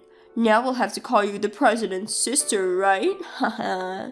Normally, I might just feel frustrated, but at that time, I had just lost my real father. Those words were hard to take for me, who was mentally worn out. After my father's funeral, a single thought crossed my mind. What do I really want to do? Even if I tried to keep going in this situation, something inspirational was missing. As I thought about it, I found myself saying, I want to be an investor in front of my husband. David, rather than rejecting my outrageous proposal, supported me. When I told my mom that I wanted to quit my job and become an investor, she laughed and said, You didn't have to worry about your father. You should have done what you loved from the start. Despite my father's recent death, this might seem outrageous. Before talking to my mother, I was always thinking about the negatives. But looking at my mother's smile, I began to feel that the opinions of others didn't matter. While dealing with the funeral, settling the estate, moving, and other busy tasks, I started as an investor. Of course, not everything went smoothly from the beginning, but my calm and cheerful husband and mother encouraged me every step of the way. Thanks to both of them, the investments I started with my savings and my father's inheritance went well. After a few years, my income had significantly increased compared to when I was working at the company. On the one hand, I was living a fulfilling life, But on the other hand, there were two people who were a big concern. My mother-in-law and sister-in-law. My sister-in-law is 3 years older than my husband, 4 years older than me, and she's still unmarried. From the time that David and I decided to get married, I got the feeling she wasn't particularly pleased. Even my mother-in-law seemed to think that I was just a rich little daddy's girl, despite the fact that I was working at the same level as any other employee, even though my father was the CEO. Every time I went to my in-laws, she'd make snide comments when my husband or father-in-law weren't around. Being a pampered princess, I bet you can't do housework worth a dime. It's a woman's job to do the chores. Please don't make David do it. Mother-in-law, my own mother taught me a lot, so I can handle things on my own. But since I'm also working, David and I help each other out. It was his idea, actually. But there was no way my mother-in-law would accept that. Even my sister-in-law was often aggravated in my presence, saying things like, "It's absurd that a woman who makes her husband do housework can get married." My relationship with my mother-in-law and sister-in-law only got worse when my father-in-law passed away. It must be nice, huh?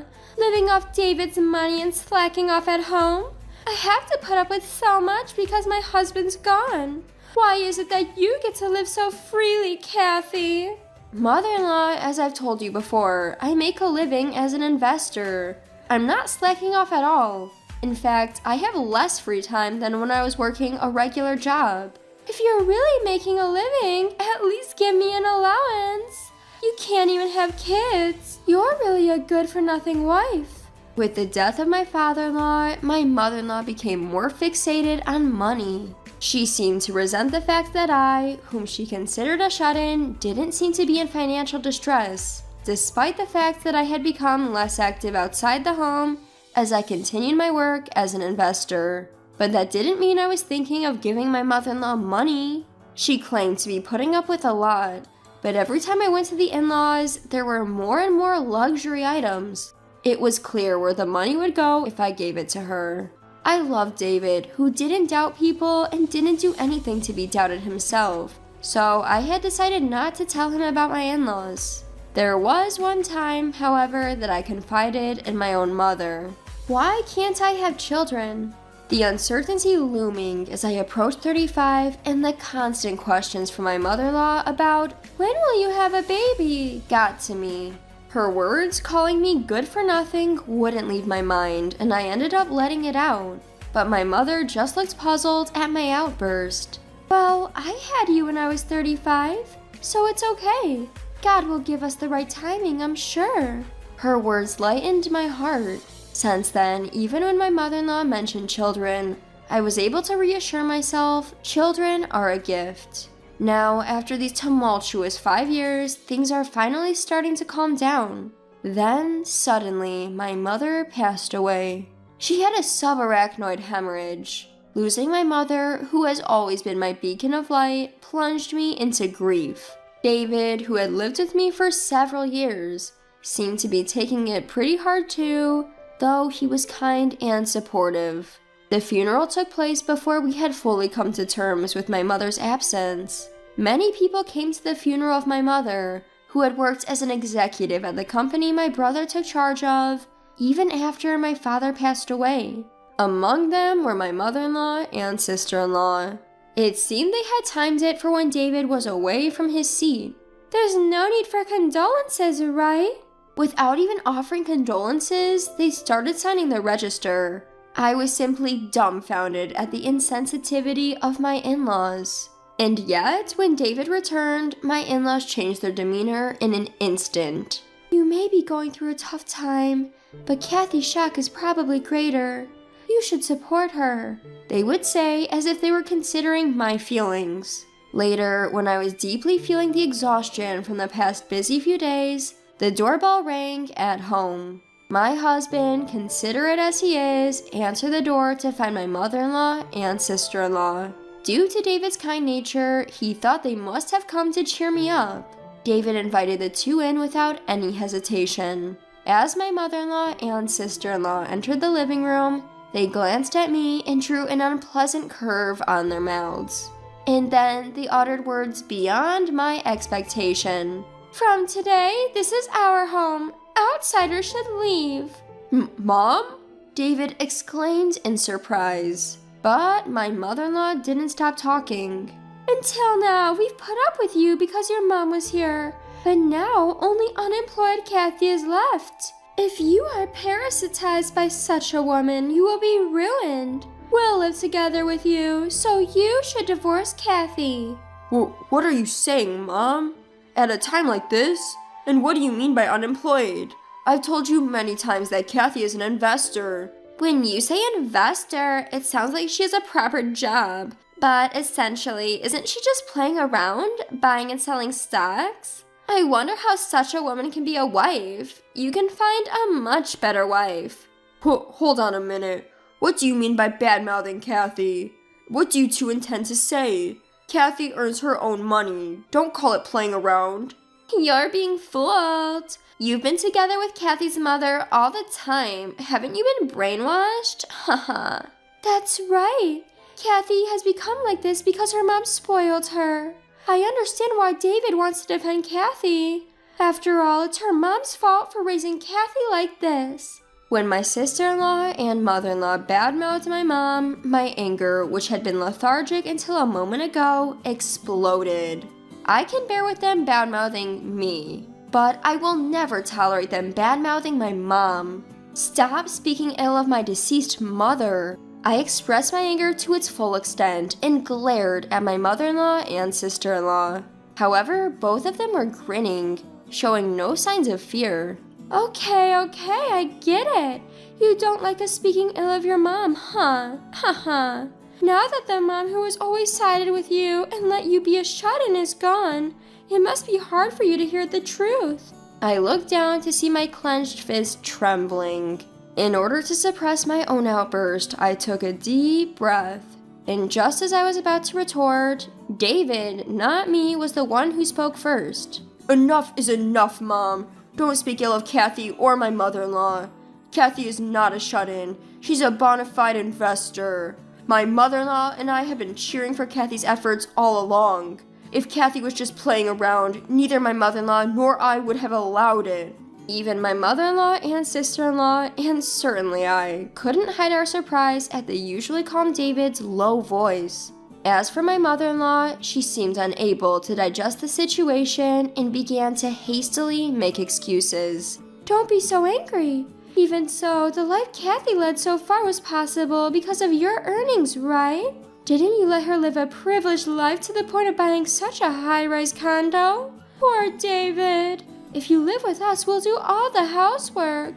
Just give us a small allowance, that's all we need. The rest is... Don't you know, Mom? David interrupted my mother-in-law's words, speaking in a flustered voice. This apartment is Kathy's. What? At David's words, my mother-in-law let out an absurd cry. Unable to hide her surprise, she started to fact-check with her eyes wide open. This apartment is Kathy's? Didn't you buy it? When did I ever say that? This apartment is a legacy from my father-in-law, and Kathy got it. That's why the title, of course, is Kathy's. Plus, we split the living expenses evenly. I don't know what you guys are thinking, but Kathy earns more than I do. What? Not only my mother-in-law, but even my sister-in-law were surprised by David's confession. No wonder. They couldn't have imagined that I was earning more than David. My mother-in-law lost her momentum at David's words and became like a corpse. Taking over for my defeated mother-in-law, my sister-in-law opened her mouth. That can't be. Investors make that much. Making more money than working for a company just by buying and selling as an individual? I don't know about other investors. It might just be that Kathy has a good sense for it. But facts are facts. And yet, how dare you belittle my precious wife? This is our home? Don't kid me. Both of you, get out now.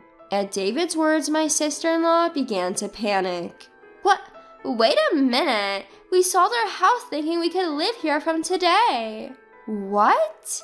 Now it was my turn, along with my husband, to let out a cry of surprise. You sold our house? Why all of a sudden? At least you could have consulted with me. We thought we could live here. Besides, we didn't have money. I quit my job thinking you would support me. So if you don't let us live here, we'll be in trouble. Hey, Mom, say something.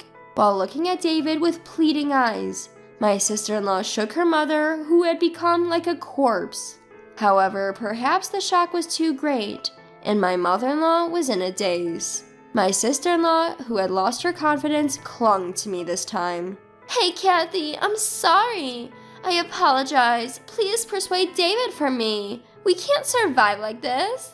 You said you sold your house, which means you have a considerable amount of money at hand, don't you? To the clinging sister-in-law, I said coldly. At that, the sister-in-law began to flip out at me. Don't get smart. Don't talk back. Just because your investments went well, don't get carried away.